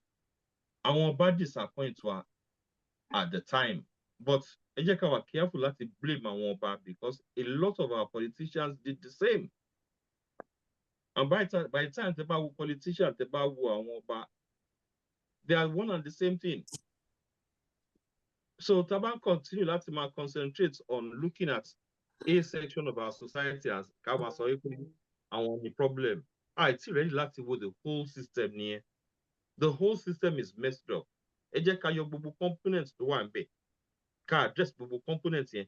Ká wá ẹ̀ṣọ́ couple everything back together. So àwọn ọba nìkan kọ́ ló ní problem. Ọba ní problem, politician ní problem, citizen ní problem. Because our focus on the rule of law, our focus on the constitution, our focus on the ideology tó jẹ́ pé ó máa keep everybody within their own boundaries. So that I continue láti máa sọ pé àwọn ọba, then a kàn ń chase shadow tí ò sí níbẹ̀ ni. Ẹ ṣeun. Ẹ ṣe. Mrs. Popola, ẹ̀yin mo fẹ́ béèrè ìbéèrè yìí lọ́wọ́ ẹ̀. Àwọn ọba wa wọ́n ń fi ẹ̀sùn kàn wọ́n pé àwọn àti àwọn tí wọ́n lọ ń wa nǹkan àlùmọ́ọ́nì wa lọ́nà tí ò lẹ́tọ̀ọ́, lọ́nà tí ò bófin mu, pé àwọn ọba wa ń pawọ́pọ̀ pẹ̀lú wọn láti máa ṣe iṣẹ́ yìí.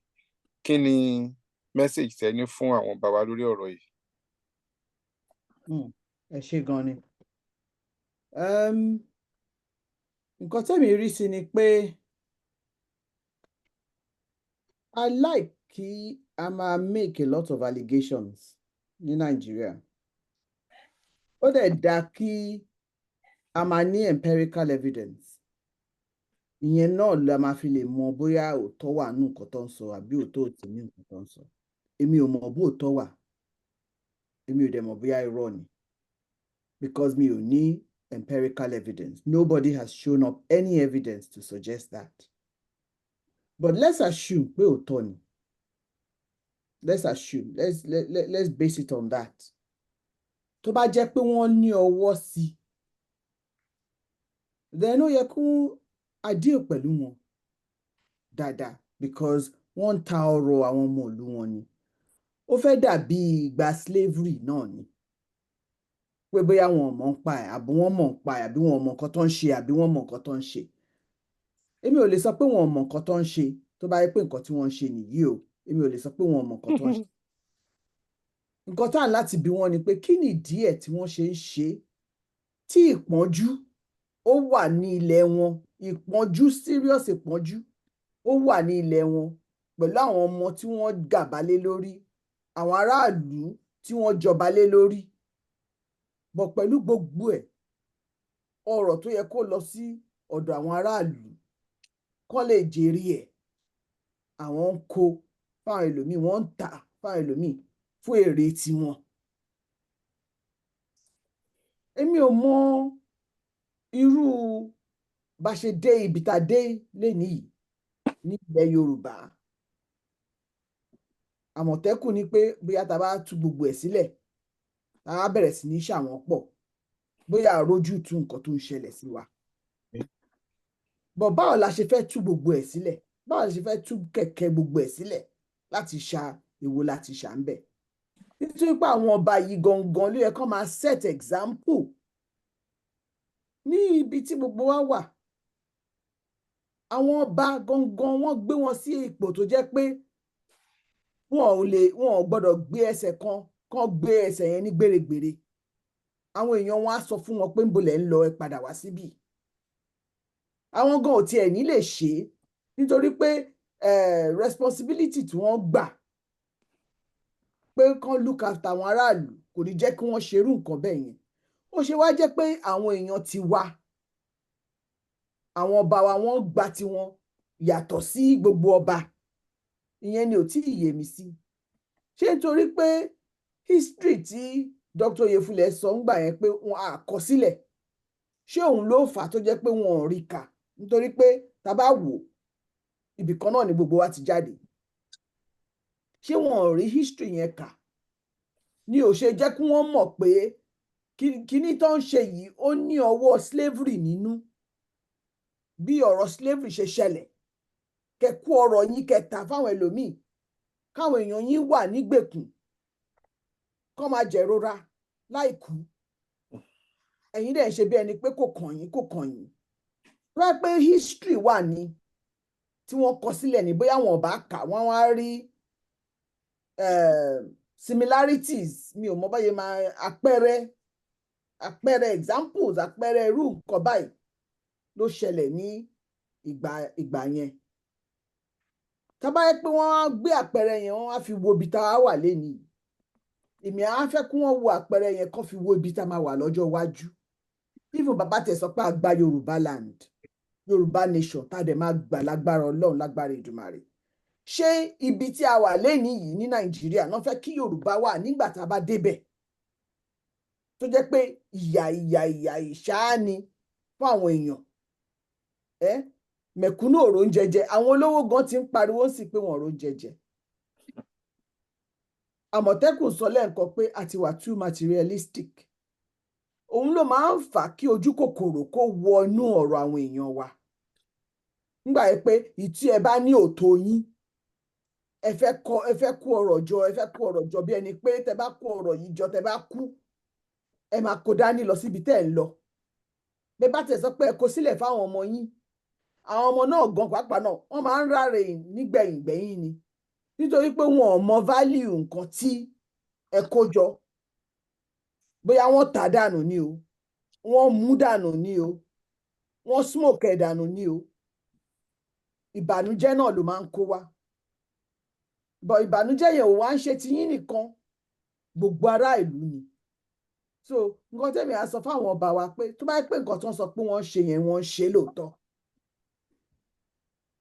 èmi á bẹ̀ wọ́n pé kí wọ́n jọ nítorí Ọlọ́run, nítorí nǹkan tó so gbogbo wa pọ̀ gẹ́gẹ́ bí Yorùbá, kọ́fì yẹn ṣe kí wọ́n jáwọ́ nínú pé wọ́n ń pa àwọn èèyàn wa lára, wọ́n ń pa wọ́n sáyé láìkú wọn, láti ìrandéran wọn, wọ́n fẹ́ gbé wọn sí inú òtòṣì. Nǹkan tẹ́mi á sọ nìyẹn. Ṣùgbọ́n kọ́ máa rántí pé ọjọ́ ọ̀la wà o, ọjọ́ ọ̀la wà. Ẹlẹ́dàá tó dá gbogbo wa ó máa béèrè ẹ̀ lọ́wọ́ gbogbo wọn. Ṣé gan ni. Ẹ ṣé mà. Dr. Oyefule, torí àkókò wa mo máa tètè béèrè àwọn ìbéèrè yìí ní kọ́mọ́kọ́mọ́. Ní ayé àtijọ́ tí wọ́n bá ń ṣe ṣíṣe, tí wọ́n bá gbé ọ̀pá àṣẹ lọ sí ibi tí wọ́n ti ń ṣe ṣíṣe yẹn, bóyá kábíyèsí ò lè ráyè wá tí wọ́n fi ó máa ń níyì gan. Ṣùgbọ́n nísìnyìí mi rò pé irú iyì tó nígbà yẹn ni ọ̀pá àṣẹ ní nísìnyí. Kí lẹ rí sọ sí? Ẹ ṣé Dr. Dumosu. Kí n tó ánsà, ẹjọ́ jẹ́ sáré kí màmá Pópóọlá lẹ́yìn pé ọ̀rọ̀ òótọ́ gbà gan-an ń sọ. Most of us are new understanding of history. More so, most of our Oba want new understanding of history. Nǹkan tó jẹ́ ká máa rí gbogbo nǹkan tá à ń rí nìyẹn. Understanding of history, mo ti fìyàn sílẹ̀ ohun tó lẹ́ni ká ṣe pápápá. understanding of history ló jẹ́ ká mọ̀ pé nígbà kan báyìí wà tí ọ̀pá àṣẹ ó represent ọba ó dẹ̀ níyì but tí a ní ọ̀pá àṣẹ máa represent lénìí ọba tí ò ní understanding of history ló máa represent ọba tó ti subjugate under the colonial kí náà ń pè àwọn district officers and district officers ló ń control ọba ní Ìjẹ̀bú Òde from 1892 ní Èkó since 1861 district officers ló máa ń or governor lẹ́kọ̀ọ́ máa wọ́n á pè ní governor lọ́dọ̀ ní west wọ́n á pè ní district officer àwọn concept of district officer yẹn náà ni àwọn local council chairman wa ní ló di pé ní fake constitution tó kọ fún wa tó fi gbogbo agbára sí ọwọ́ local council chairman under the leadership of the governor. So let me tell you, ní pé ọ̀pá àṣẹ ò ní yìí mọ̀ sí i nítorí pé iyì tá à ń bù fún ọba tẹ́lẹ̀ kò sí ń bẹ̀ mọ́. Nínú Yorùbá entity tọ́lọ́run Elédùmarè máa jẹ́ ká ní a máa identify the role of àwọn ọba wa. Right now, ọba wò ní role kankan rárá under this constitution ju ní pé wọ́n wò wọ́n as be supervisor of their domain, supervisor, which a local council chairman can lè yọ kúrò nínú ipò. So if you will understand that, gbogbo àwọn ọba wa wọ́n ti defang wọn. Question tẹ́ ẹ̀ dẹ́ béèrè mo mọ̀ pé pápápá ni o, but I have to go to the question tẹ́ béèrè pé ìgbà Abacha yẹn kí ló táwọn ọba wo lè stand strong. Ilé tó bá máa stand strong Abacha á send àwọn èèyàn láti lọ pa ni. Our ọba had no power rárá under the constitution, either the military constitution or the current constitution. Wọ́n ní role tó dàbí irú ọba ayé àtijọ́. Tó ọba dẹ̀ ní role bí ọba ayé àtijọ́, ọ̀pá àṣẹ wọn lè ní kò lè ní strength, meaning bíi ti ọ̀pá àṣẹ àwọn ọba àtijọ́. Ẹ ṣé. Thank you, sir. Ìbéèrè tí máa béèrè Àmọ̀tẹ́kùn ti dìde. Wow. Mi ò kúkú dìde mo wà ń bí mi kì í dìde o. Okay. Mo máa ń jókòó pa ni. Ìbéèrè tí mo fẹ́ béèrè ni pé ǹjẹ́ àwọn ọba pàǹsìn ǹjẹ́ wọ́n ní iyì ní ojú àwọn olóṣèlú wa? Pàápàá jùlọ ǹjẹ́ ó tiẹ̀ yẹ kí a sì máa ní ipò àwọn ọba yẹn ṣé ó yìí necessary ká ní àwọn ọba ń sìn pẹ̀lú gbogbo ẹ̀ ṣe wá rí tí wọ́n ti da gbogbo ẹ̀ pọ̀? Ṣé institution yẹn ṣì necessary? Ṣé rí position yẹn for somebody to believe nínú wípé ká keep culture wa màá ní yes ká keep àwọn ọba yẹn but proviso wà ń bẹ̀ caveat wà ń bẹ̀.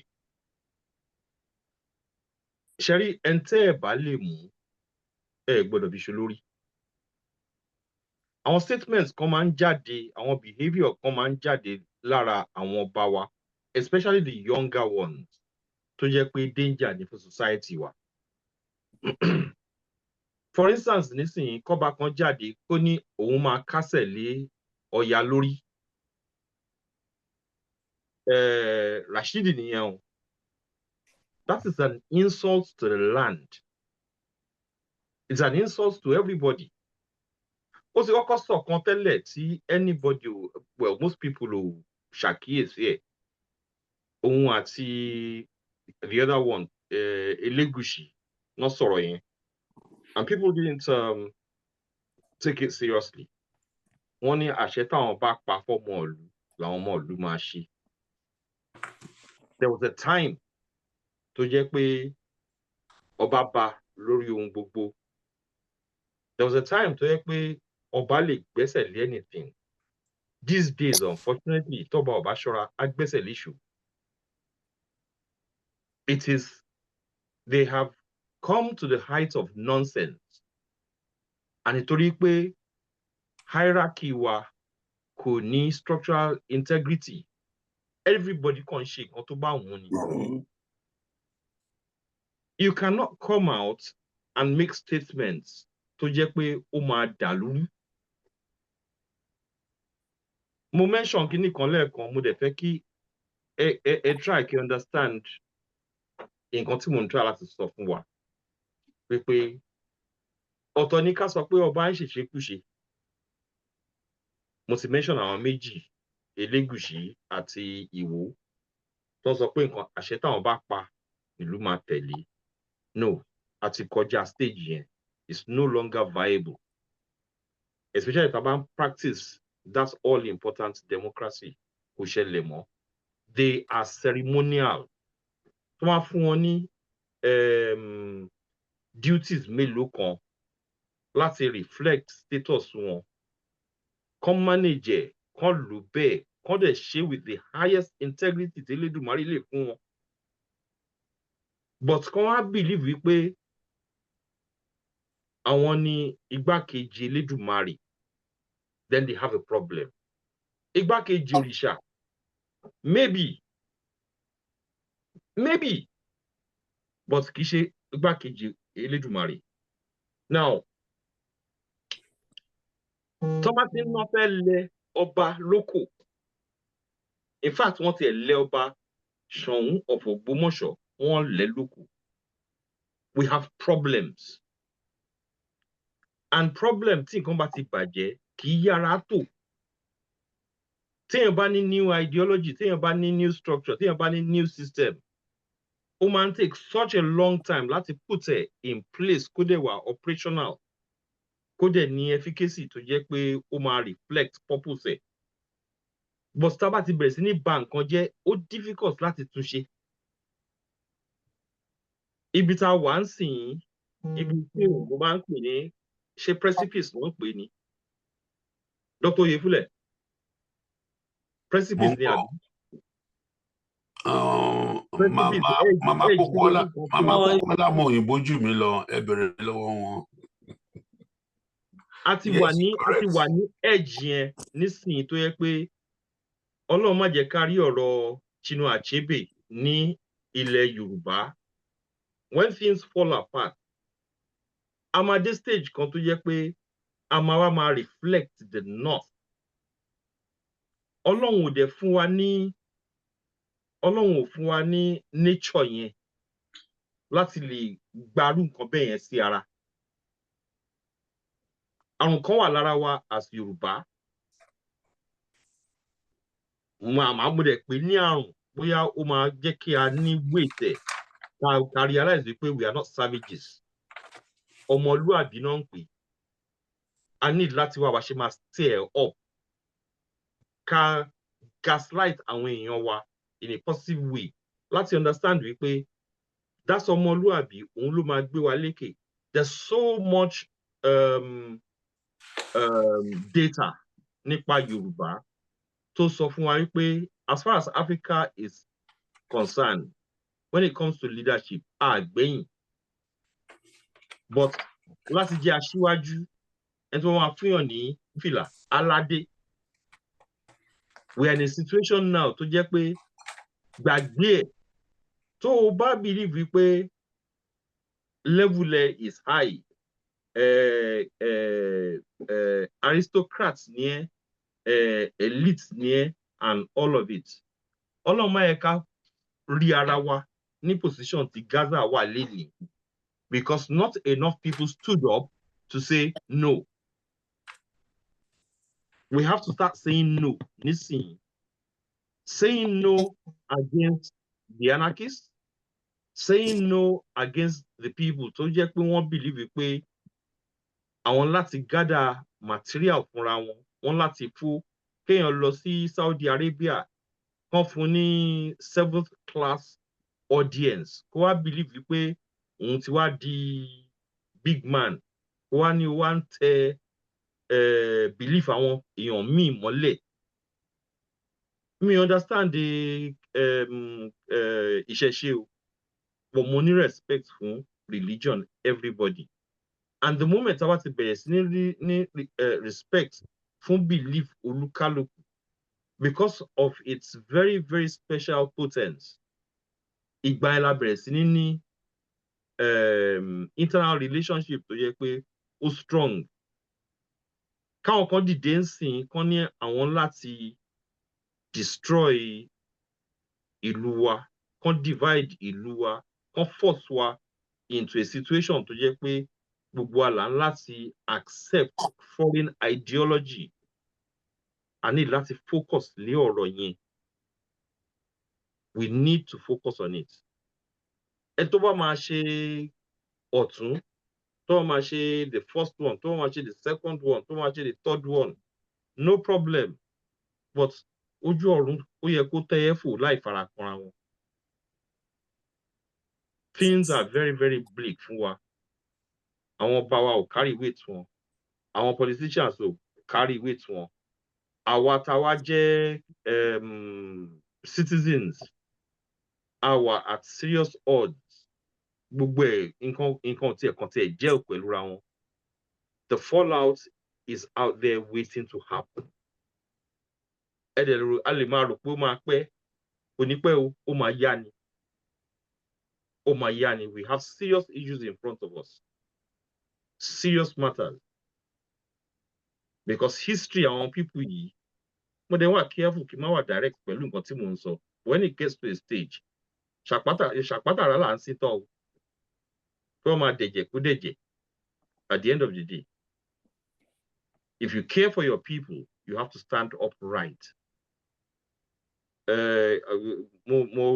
dàbí pé mo wà passionate pẹ̀lú nǹkan tí ó wà ní orí mi, and I tend to like, go off the cuff or off the rail ngbà mí.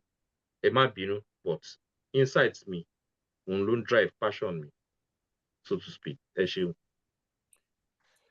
Thank you. Barrister, ẹ fún wa ní fídíò.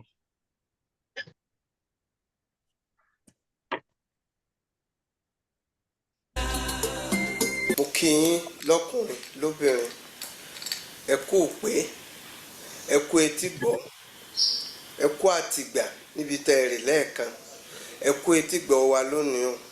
Ojú tẹ́ fi ń wò wá kò ní fọ́, etí tẹ́ fi ń gbọ́ wa kò ní di, ẹ kú kalẹ̀. Ẹ ṣeun, ọ̀rọ̀ tó gbé wa wá bí yìí, ọ̀rọ̀ nípa ilẹ̀ Yorùbá ni, àṣà Yorùbá, òmìnira Yorùbá. Torí a máa ń sọ pé a ti gba òmìnira nílẹ̀ Nàìjíríà lápapọ̀, kí n kọ́kọ́ kó pọ̀ bẹ́ẹ̀.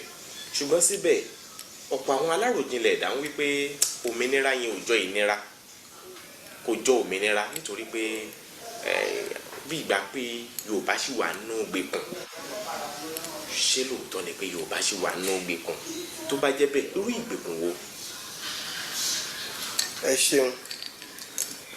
Gbogbo orílẹ̀-èdè tó bá ní òun gba òmìnira, tí ò bá máa ṣe ìṣe tiẹ̀, ìṣe níṣe ni ó máa ṣe, ìwà oníwà ni ó máa wù. Tí a bá là gba òmìnira, tá a máa sọ èdè wa, tá a máa wọṣọ ìbílẹ̀ wa, tó jẹ́ pé aṣọ òkèèrè là ń wọ̀, èdè òkèèrè là ń sọ, kìí sòmìnira.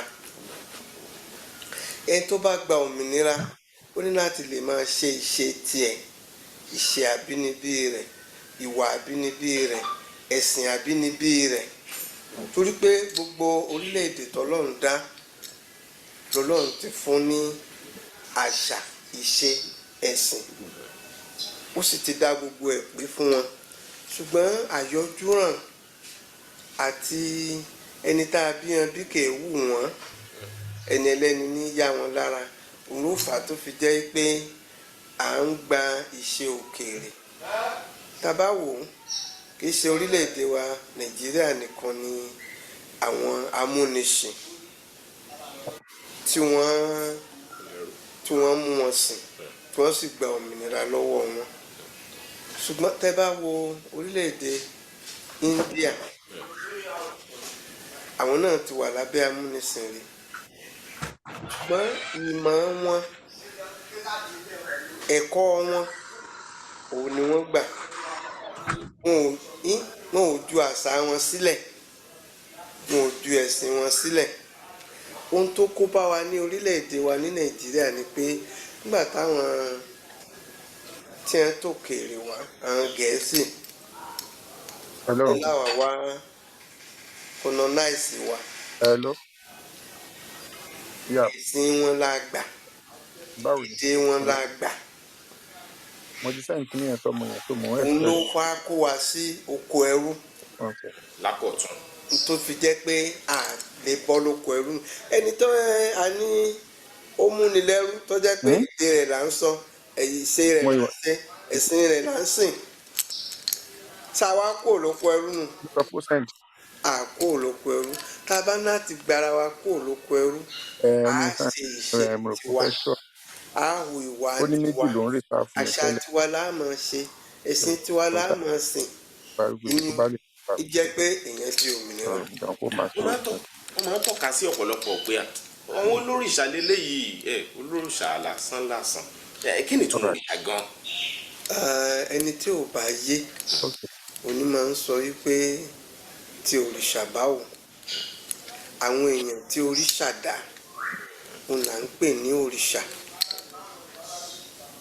tó bá jẹ́ pé ibí ni wọ́n bí Muhammadu sí òrìṣà la máa pè tó bá jẹ́ pé ilẹ̀ wa ń bí ni wọ́n bí Jésù sí òrìṣà la máa pè èèyàn ni Muhammadu èèyàn ni Jésù èèyàn ni Ọ̀rúnmìlà èèyàn l'Ọbàtálá èèyàn ni Ṣàngó ẹni tó gbọ́n ni wọ́n ń bọ èèyàn ní dòrìṣà gbogbo àwọn èèyàn wọ̀nyí ni orí wọn ṣà wọ́n dá lọ́tọ̀ ju ẹ̀dá ara yòókù lọ gbogbo ìṣe tí wọ́n sì ṣe tẹ́ bá ń wò ó gbogbo ohun tó jẹ́ kí Jésù ó di bàbàrà tí wọ́n fi kà á sí yàtọ̀ sí ọ̀nà tí wọ́n gbà bí àwọn iṣẹ́ ìyanu tó ṣe ká somi di ọtí wáìnì ká jí òkú dìde ká na arọ gbogbo ẹ̀ náà l'Ọ̀rúnmìlà náà ṣe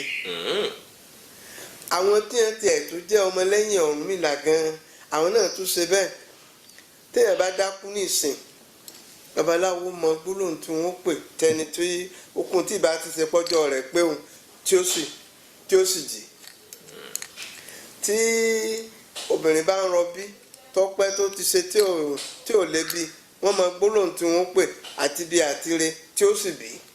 tí ó bí wẹ́rẹ́.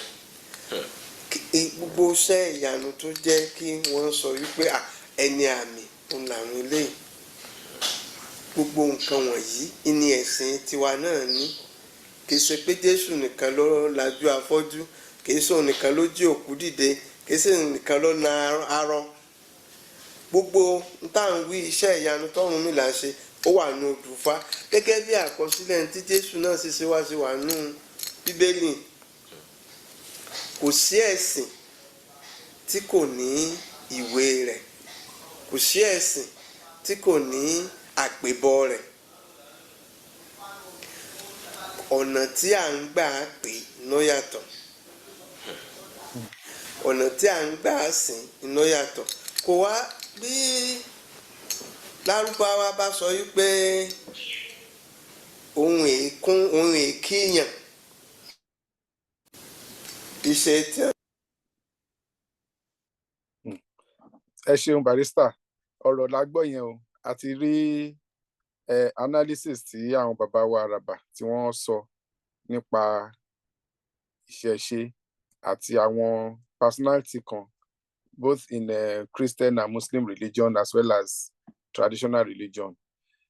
Ìbéèrè mi tí mo wá fẹ́ béèrè Àmọ̀tẹ́kùn ṣe wà ń bẹ̀. Ok bóyá màá béèrè lọ́wọ́ Dr.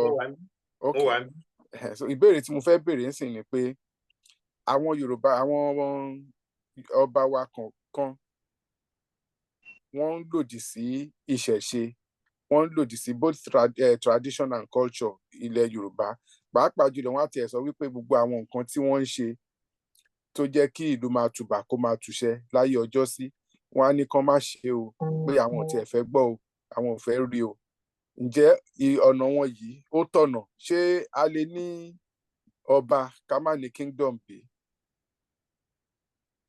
kí ọba lè wà kó má sílùú. ẹ ṣeun. Ṣé rí personal experience àbí personal research yẹ kí n fún yín ní example kan. Àṣà Yorùbá ni pé ká dọ̀bálẹ̀ fún àgbà. Once tẹ́ bá dọ̀bálẹ̀ fún àgbà, it's a kind of ẹbọ communication ni. Ẹni tó young tó dọ̀bálẹ̀ fún àgbà, ó ń sọ fún àgbà yìí pé ẹ keep place yín o, ẹ keep place yín. I expect pé kẹ́ jẹ́ àgbà fún wa, kẹ́ máa tọ́ wa sọ́nà and all of that. Ẹni tí wọ́n dọ̀bálẹ̀ fún, communication tó ń gbà ní pé mi ò gbọdọ̀ jábọ́. Now, I can tell you lénìí wípé ẹ̀sìn Islam kò gbà kí ọmọdé kó dọ̀bálẹ̀ fún àgbàlagbà. And it is not just within the family level, so to speak. Ó transcend dé anywhere. Má dọ̀bálẹ̀. Now, tá bá jókòó, tá bá wo psychological impact, ideology yẹn, ó wá dé stage kan tí àwọn kan tán máa dìde, tán máa pe irú bàbá àgbàlagbà, bóyá sheikh ni ká pè wọ́n, bóyá imam ni ká pè wọ́n, I don't know. But within the hierarchy is high. Wọ́n pe bàbá náà ní Muideen Ajani Bello. Kẹ́nìkan wá dìde, young person, younger than myself, much younger than myself, kó wá máa pe bàbá Muideen Ajani Bello ní Ajani Bello. Kó máa pe Akéwùgbà Gold ní Akéwùjẹlẹ́dẹ̀. Kó máa pe Alágbára Omi or whatever àwọn náà, I don't know how they come up with these nomenclatures. It's just crazy. Alágbára Omi, kó máa pè ní Olómi Pókìtì and all of that. These are symptoms of us living what we should deem as our culture, tradition, and way of life, so to speak. Wọ́n ti kó bá civilization wa, in a sense. Now, as far as I understand it, mi ò mọ beginnings ideology ọmọlúàbí. But I can say it wholeheartedly and with confidence wípé if I follow the ideology of Jesus Christ, and I'm not talking about Moses, I'm not talking about Muhammad. Tí n bá mú Jesus Christ báyìí, and as per the instructions tó wà nínú Injil, Gospel, ẹ má misunderstand mi ò kí ń ṣe, I don't see myself as a Christian, but téèyàn bá wo narratives wọn, àkọsílẹ̀ wọn, there is an alignment between ọmọlúàbí and Christianity.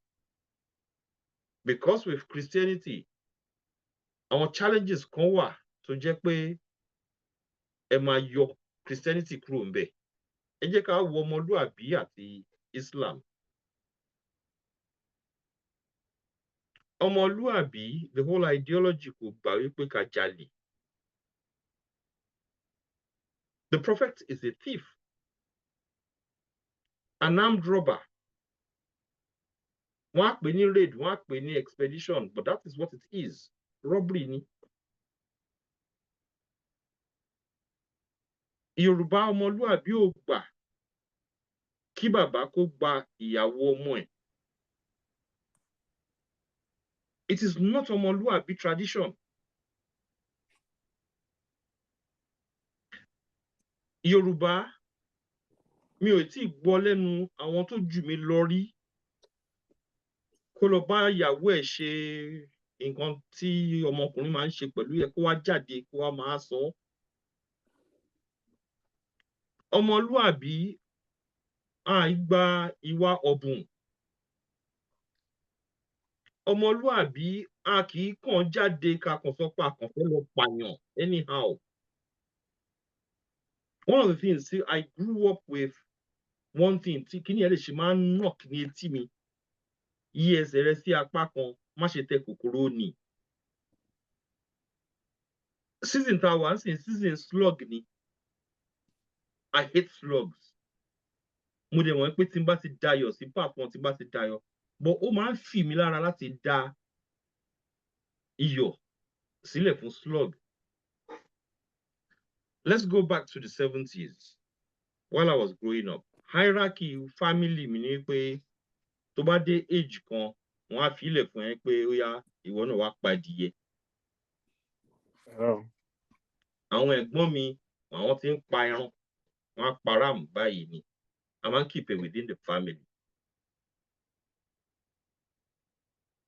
Nígbà tí mo tún advance in age, mo lọ bí iṣẹ́, mo dé, ìyá ìyàwó mi wá bá wa ní UK and wọ́n ra ẹja àrọ̀, and I mean I don't know what got over them. Tán decide wípé wọ́n láti gbé wá sílé live. Mo délé, wọ́n á gbé ẹja àrọ̀ sínú bath, wọ́n wá ní kémi lọ pa. Pa kí ni? Ìwọ tó máa ń pẹran, ó dá mi lójú pé o lè pa màálù. That was then. This is now. Má jẹ́ o, mo pé kí n lọ pa. Mo dá in-law mi lọ pa ẹja àrọ̀ yẹn last. Kí ni mo fẹ́ fàyọ kúrò nínú ọ̀rọ̀ yẹn? We have been blessed with this ideology of ọmọlúàbí. Àwọn kankan wà tó jẹ́ pé wọ́n ti imbibe sínú nature wa wípé a gbọ́dọ̀ ṣe. It is just not ọmọlúàbí. Ká jáde ká lọ máa jalè, ká kẹ́rù, ká kàn pààyàn willy-nilly, ká kàn force àwọn èèyàn láti ṣe nǹkan. It is not us. Now, mo ń try láti make difference yẹn out of the 3 Abramovic religions.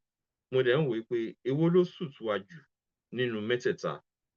While I have no immediate alliance to any of them.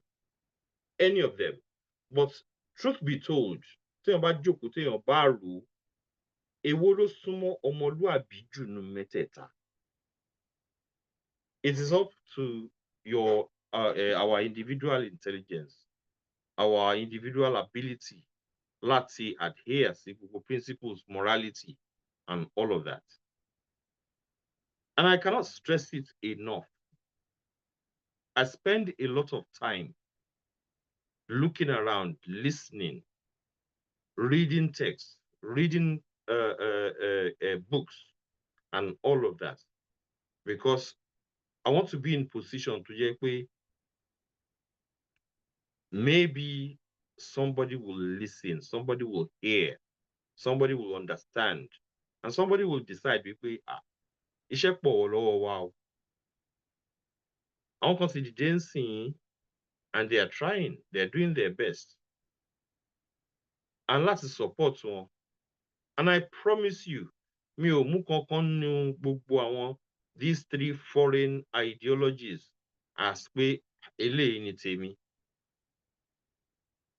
Eléyìí tó jẹ́ tèmi is Yoruba land. Lẹ́yìn Yoruba land, anything else is secondary.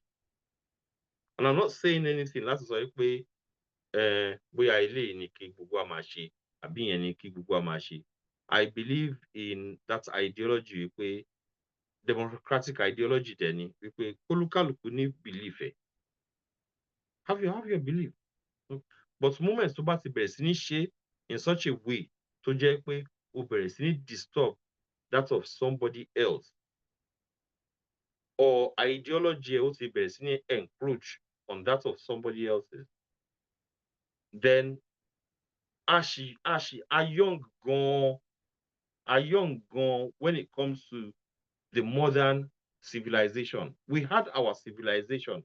The modern civilization, I find it very, very difficult láti understand it or láti hold on sí. and the only way tí kíní yẹn lè fi ṣẹlẹ̀ ni pé kí enough of us jáde ká bẹ̀rẹ̀ sí ní máa educate ara wa. Things are looking mo dẹ̀ sorry kí dẹ̀ ṣe pé àtẹnumọ́ nǹkan tí mo rí nǹkan tí mo understand nǹkan tí mo believe nǹkan tó dẹ̀ ń dẹ́rù bà mí ni mò ń sọ̀rọ̀ ẹ̀. Yoruba people are blessed. Àwọn adé wọ́n sọ fún wa pé kíní kan jẹ́ shaitan. We don't know shaitan. We don't know it. Shaitan is not part of us. It's not part of our culture. Èṣù, yes, it's part of our culture. And tí ò bá understand èṣù, and tí ò bá mọ nǹkan tó ń jẹ́ èṣù, òun ló ní problem. Èṣù is not Satan. Àwọn ideologies yìí ló da gbogbo ẹ̀ rú mọ́ wa lójú. Èṣù is not exactly evil, but Satan is. Satan is demonic. Kí lẹ̀ ṣe culture wa? And I promise you, Satan kò tí wọlé sí wa lára dáadáa. Ìjọ tí èṣù bá àbí tí Satan bá wọlé sí wa lára dáadáa, then we have serious problems because mo bá ṣe máa handle it. It's a foreign ideology. Àwọn Arab ló ní Satan. Àwọn Jew ló ní Satan. Tá bá fẹ́ sọ̀rọ̀ gbogbo àwọn religion yìí, a máa ń take it from the wrong side. To understand these religions, you have to take them from direct sources. Gba Satan lọ́wọ́ àwọn Jew, ọwọ́ àwọn British láti gbà. Àwọn British gbà lọ́wọ́ àwọn Romans ló gbà látọ̀dọ̀ àwọn Jew. So ibi tí gbogbo effectiveness kíní yẹn ti ń wá, we don't truly understand it. A kàn decide lé, a kàn accept it, a kàn bẹ̀rẹ̀ sí ní lò as it is. We are not affected by Satan. Satan kọ́ ni problem wa, èṣù kọ́ ni problem wa. It is the people who brought it to us. We are kind of ṣe inoculation la fẹ́ pè ní, ṣe a ní vaccine ni, but it is within our mentality láti activate vaccine yẹn kó work against Satan. I'm really worried. Àwọn ọmọ mi ti dàgbà, kò sí ọmọ mi kankan ní Nàìjíríà. Àwọn mi ń pariwo ń sìn, àwọn fẹ́ ṣọlidé lọ sí Nàìjíríà, àwọn fẹ́ ṣe kíní kan. I am worried. Because it only takes a few seconds fún nǹkan láti go wrong. Àwọn ọmọdé yìí dẹ̀ gọ̀. Wọ́n gbọ́n ní UK o. Very smart. But níbẹ̀ yẹn, wọ́n gọ̀. Ẹ jẹ́ ká devote time wa, ẹ jẹ́ ká devote energy wa, ẹ jẹ́ ká let's look into these issues without any bias kind of passion. Báwo ni ìlú tiwa náà ṣe máa dìde? Báwo ni ìlú wa náà ṣe máa dìde kó jẹ́ pé àwa náà àti a fẹ́ lọ space, àwa náà àti ń produce XYZ. Currency wa ohun fagagbága the same way it was in the 70s, in the 80s. Ó dẹ̀ wà within our reach because we are very intelligent people. They don't understand how intelligent we are. A minute more. Kilawi? I said a minute more because of time. Ẹ wo, ṣẹ́rí time tá à ń sọ yẹn. Ilé ayé sacrifice ni o.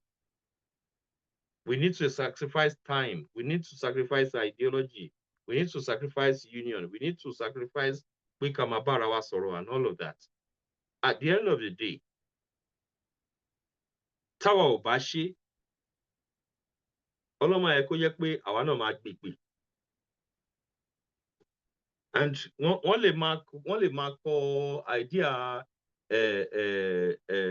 Islam fún wa, wọ́n lè máa kọ story Christianity fún wa. What if they are wrong? What if tó bá jẹ́ pé reward tó máa gbà depends on what you did for the nation of God? What if tó bá jẹ́ pé materialism ló ń lé tó ń lé ibi tí èrè ẹ wà nìyẹn, but tó bá jẹ́ pé èrè tá máa jẹ is how did you accept your people? How did you bring your people up? How did you support your people? How did you develop your nation? And all of that. Tó bá jẹ́ pé ibi tí èrè wà nìyẹn, what if? Anyway, mo ti lo 1 minute here. Thank you very much.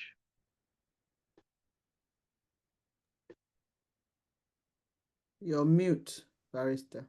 Sorry, mi mọ̀ bóyá Mr. Tarabi àbí Mr. Popola bóyá anything láti fi add sí nǹkan tó ń sọ so far. It's going to be our last question, so bóyá fẹ́ round up for one point or the other, also looking at the timer. Ṣé Barrister mi? Yes. Okay. Mo ní kẹ́ round up. Last Okay. question. Àwọn nǹkan tí a discuss látẹ̀kan tí mo kàn fẹ́ add mọ́, òun ni wípé àwọn ọba tó ń extract gold lọ́dọ̀ wa, wọn ò lè ṣe láì lọ́wọ́ government inú, otherwise they will be arrested. Wọ́n collaborate pẹ̀lú governor àtàwọn tó wà nípò láti ṣe kíní yẹn kó ṣeé ṣe fún wọn. Ìyẹn ti bẹ̀. Because tí wọn bá ní ìjọba lẹ́yìn, they will arrest them. Ìkejì tó tún dàbí rẹ̀ tá a tún sọ̀rọ̀ lórí ẹ̀, òun ni wípé bọ́n ṣe ń jọba ní ilẹ̀ wa ń sìn ní Nàìjíríà, a ò ní follow trend yẹn mọ́ tó jẹ́ pé ẹni tí ìjọba bá fẹ́ràn ló máa gbé àṣẹ lé lọ́wọ́. Àwọn kingdom àwọn ará ìlú ẹ̀ ló máa vote ẹ̀ ló máa sọ pé àwọn like ẹ̀. Tó bá ti sọ pé wọ́n like ẹ̀ àbíkẹ́ tí Ifá bá mu tó jẹ́ pé ohun tí gbogbo wa bẹ̀rù nìyẹn, tí gbogbo wa ta belief nìyẹn pé Ifá ló yàn. Á jẹ́ pé ìjọba ní ìgbà tí Yorùbá nation bá dé, ìjọba ló máa fund salary ẹ̀, ìjọba ló máa tọ́jú palace ẹ̀ according to the income of that kingdom. Mo rò bí yẹn máa jẹ́ kí ojú kòkòrò kó kúrò lójú àwọn ọba wa. Àwọn láti tí mo tún fẹ́ sọ according to the àwọn nǹkan tá a sọ gbogbo, ó ní wípé tí ìyàtọ̀ ò bá sí lóhun tó ń ṣẹlẹ̀ ńsìn ní orílẹ̀-èdè Yorùbá, á jẹ́ pé ibì kan náà látún, in fact, á worse ju tá à ń go through lọ. Òfin gbọ́dọ̀ fẹsẹ̀ múlẹ̀ lórí ohun gbogbo. So ẹ má jẹ́ kẹ́rù bà wá, and it's coming very very very close. Ó súnmọ́ wa ju àtẹ̀yìnwá lọ. So ẹ jẹ́ ká fi ọkàn balẹ̀ pé it won't be the same thing tá bá lè tẹ̀lé òfin. If we can have a true rule of law tó jẹ́ pé kò sẹ́ni tó ga ju òfin lọ, òun ló lè mú kí òfin kó ranlẹ̀. Ìbá ìjọba ló lò òfin o, pàkúté mu. Ìbá jẹ́ olórí ló kọjá òfin o, ká dì pẹ̀lú ẹ̀ accordingly. Kò má sí pé eléyìí jẹ́ ọmọọba, eléyìí jẹ́ kinní kan in the kingdom, eléyìí jẹ́ olówó kan, eléyìí jẹ́ kinní kan. Kò má sí. Ó dàbí ọ̀rọ̀ tí wọ́n sọ lánàá nígbà tí wọ́n kó àwọn under 18 lọ sí court for treasoning. Ẹnìkan sọ ń bẹ̀ ni pé ẹ kó àwọn eléyìí sí o, ẹ tì wọ́n mọ́lé for the past getting to 3 months or even almost 3 months láti August 10. Wọn ò rí ọ̀gbẹ́ni gómìnà Yaya Bello, wọn ò rí Yaya Bello mú láti joy. So ká mọ̀ pé there is no rule of law at all. Rú yẹn ò ní ṣẹlẹ̀ ní Yorùbá nation. Olúwa ràn wá lọ́wọ́. Amen. Ẹ ṣé sir. Mrs. Popola. Ẹ ṣé gan ni, tèmi ṣókí ni. Last question tẹ́ bèrè yẹn pé àwọn ọba wa wọ́n fi ara mọ́ tradition wa ní ilẹ̀ Yorùbá. A láti wo bí a ṣe débi tá a dé yìí. Ó ṣe jẹ́ pé káyé pé ńgbà tí ayé àtijọ́ gẹ́gẹ́ bá ṣe gbọ́ lénìí pé tó bá fẹ́ yan àwọn ọba yẹn Ifá ló yàn wọ́n. Nísìnyí kò ṣe Ifá. So kò yẹ kó yà wá lẹ́nu tí wọ́n bá sọ pé àwọn ò ṣe nǹkan tó yẹ kí wọ́n ṣe. Ìbéèrè mi tèmi ń béèrè ni pé nígbà tẹ́ mọ nǹkan tó yẹ kẹ́ ṣe pé báyìí ni tradition wa ṣe rí, kí ló fà tẹ́ ṣe lọ síbẹ̀ tẹ́ bá mọ̀ pé ẹ fẹ́ ṣe tó yẹ pé ẹ ti gba ẹ̀sìn míì?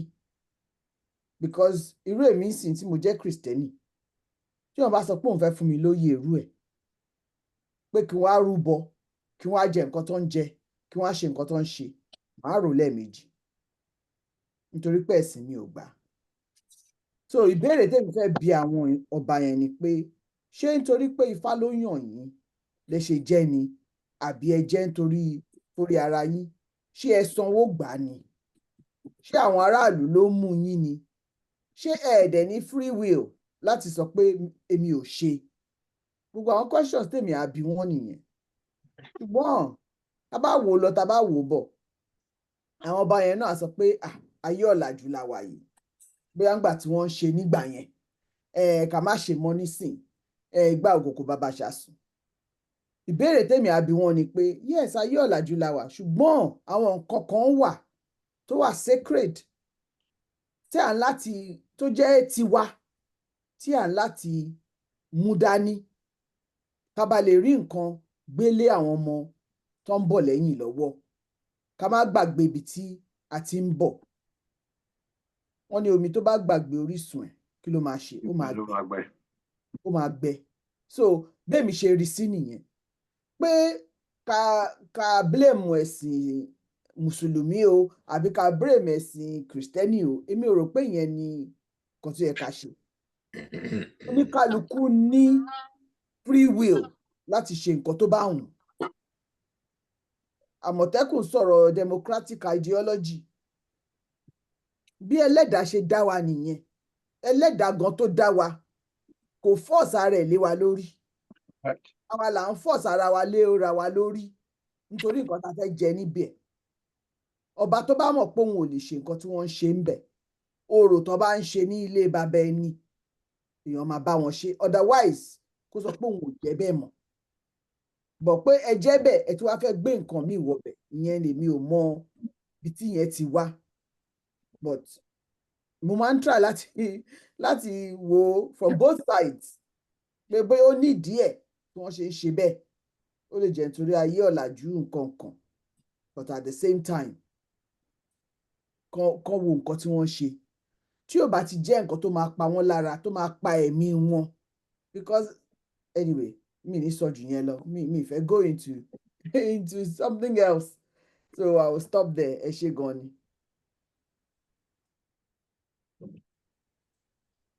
Barrister Odumosu, on mute ara yín. Sorry, ẹ̀yin lẹ máa sọ̀rọ̀ mà. I mean, sir.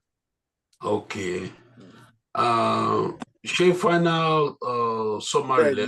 Bẹ́ẹ̀ni, final summary, yeah. Okay, ṣe. The only summary tèmi lè draw out of gbogbo ọjà tí ń sọ látàárọ̀ ni pé àwọn èèyàn wa, including àwọn ọba wa, ní good understanding of the past. Ní good understanding of the past. Olúwo Rashidi, for instance, Infant terrible. Kò really understand ni pé power kò wá láti Saudi Arabia. Power ilẹ̀ Yorùbá mò ń sọ kò wá láti Saudi Arabia. But ó lọ dine pẹ̀lú wọn Saudi Arabia, wọ́n fún lówó, wọ́n fún tibí, wọ́n ṣètò ọ̀hún. Ó sọ fún wọn pé òun ni emir Yorùbá land. Àwọn àpá Saudi tí kò yé wọ, ó 419 wọn ni basically. He fooled them and they gave him money. Pé àwọn give you emir of Yorùbá land with 50 million people.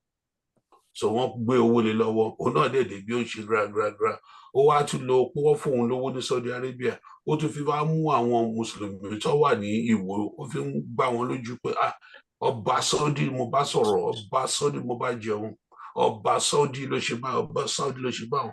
Àwọn yẹn náà ní láìlẹ̀ ọba Saudi bá ló bá jẹun lánàá. You see how people use fraud fraud láti fi máa modulate event, láti máa manipulate events. So bet kò mọ̀ ní pé ìbáhùn kó lọ sí Saudi 10 times. Nigerian constitution as it applies to Iwo Kingdom kò recognize pé ó máa ní higher respect.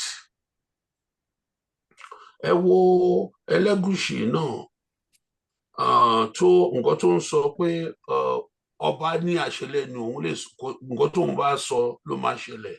Yes, 200 years ago, yes, but nígbà yẹn Ẹlẹ́gùṣì kingdom baálẹ̀ náà jẹ́ ń bẹ̀. That's correct. So look very carefully.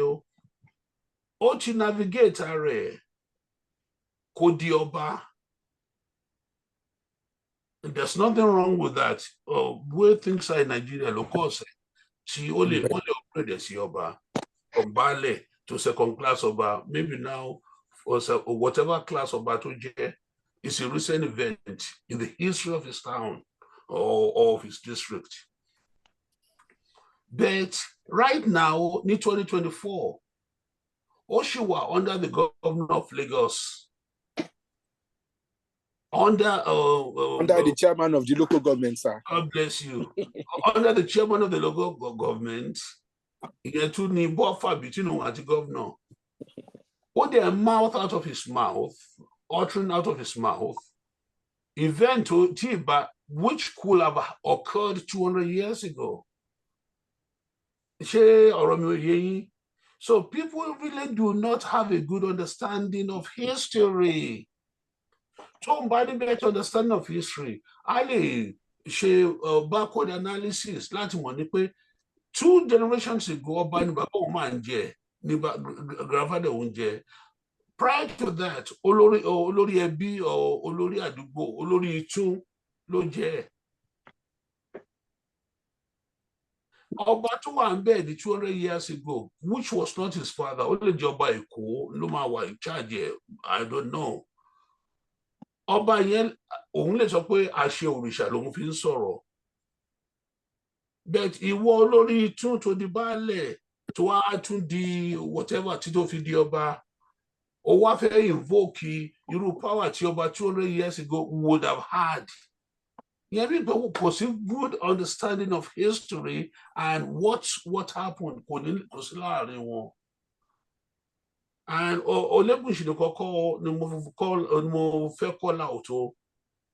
Most of our obas ni, even àwọn ọba tí ò yẹ kó wà ní position yẹn, àwọn bíi Ọọ̀ni, Aláàfin, àwọn ọba gidi gangan, first class kings of Yoruba, àwọn new occupants of the throne, àwọn go understand the history púpọ̀. The new occupants of the throne do not fully understand the history of their stool. So, final summary meaning lack of understanding, lack of full understanding of their history. Thank you so much. Mrs. Akpata, are you there? Yes, sir. I'm here. I'm tired. Yeah. Akakore mi sir, màá mú ẹ̀rọ dòní o. Lágbára Olúwa. Ẹ ṣé. Ẹ mú kí everybody pé a kú ìjókòó ó ń tán lọ náà nìyẹn. Ẹ ṣeun ẹ̀yin panelist wa. Thank you so much. Abala Q&A, question and answer, òun ni adé. So, barrister ọ̀jọ̀gbọ́n. Doctor. Doctor kan mo tiẹ̀ fẹ́ pè kí doctor. Ìbejì wọn ni mo fẹ́ pè. Ẹ ṣé Mr. Akpata. Power handle Q&A. Thank you. Ẹ fẹ́ sọ ẹnìkan. Wọ́n ní ẹnìkan kò jẹ́ jẹun mọ́.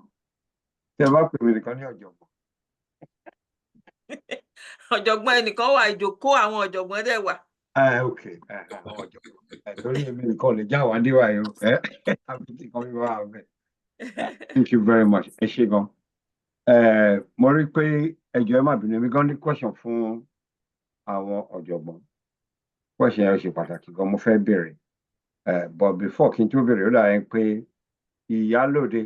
ìyálòde wà níbi kan nísìnyí tó yẹ pé every one of us here on this platform, a máa ma envy wọn ni. Tẹ bá rí àwọn àwòrán tó máa fi ránṣẹ́ later. Bí ìgbà tán wà ní agbede méjì ọ̀run àti ohun ayé ni wọ́n wà lọ́wọ́lọ́wọ́ báyìí tí wọ́n ń jẹ ayé tó lè jẹ ọ̀run at the same time. Ìyálòde, ọ̀ya question tẹ fẹ́ béèrè, ẹ lè béèrè. Ẹ má bínú pé mo pẹ́ o, ire tí mo kò lọ́nà ló jẹ́ kí n pẹ́ o. Okay. Ìbéèrè ẹ kúlé o ẹ̀yin bàbá mi àti ìyá mi, brothers and sisters, God bless you all. Ìbéèrè tí mo fẹ́ béèrè ni pé wọ́n ní àwọn Yorùbá máa ń pòwe kan pé ọba ò kì í pé méjì láàfin, ìjòyè lè pé mẹ́fà láàfin. So my question ni pé Lagos State a ti fẹ́ ní ọba tó mẹ́wàá ń bẹ̀ sí. Ibẹ̀ láti rí Uche of Imo àbí whatever tó máa ń pe títí wọn, mi mọ nǹkan tó máa ń pè wọ́n. A rí Sheikh ti Kaduna, Lagos State King. A rí ọba gangan tí wọ́n gbé adé ẹ̀ lọ àbí tán gbé ọ̀pá ẹ̀ lọ the other time, Adéolú. A rí Elégùṣì tó ń ṣẹ́gun. Akínolú yẹn.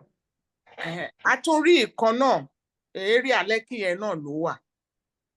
Tó mélòó gangan la fẹ́ ní Lagos State, ọba mélòó la fẹ́ ní? Torí ẹ̀yin Yorùbá náà lẹ́bọ̀ pé ìjòyè lè pé mẹ́fà láàfin, ọba ò kì í ju ẹyọ kan ṣoṣo lọ.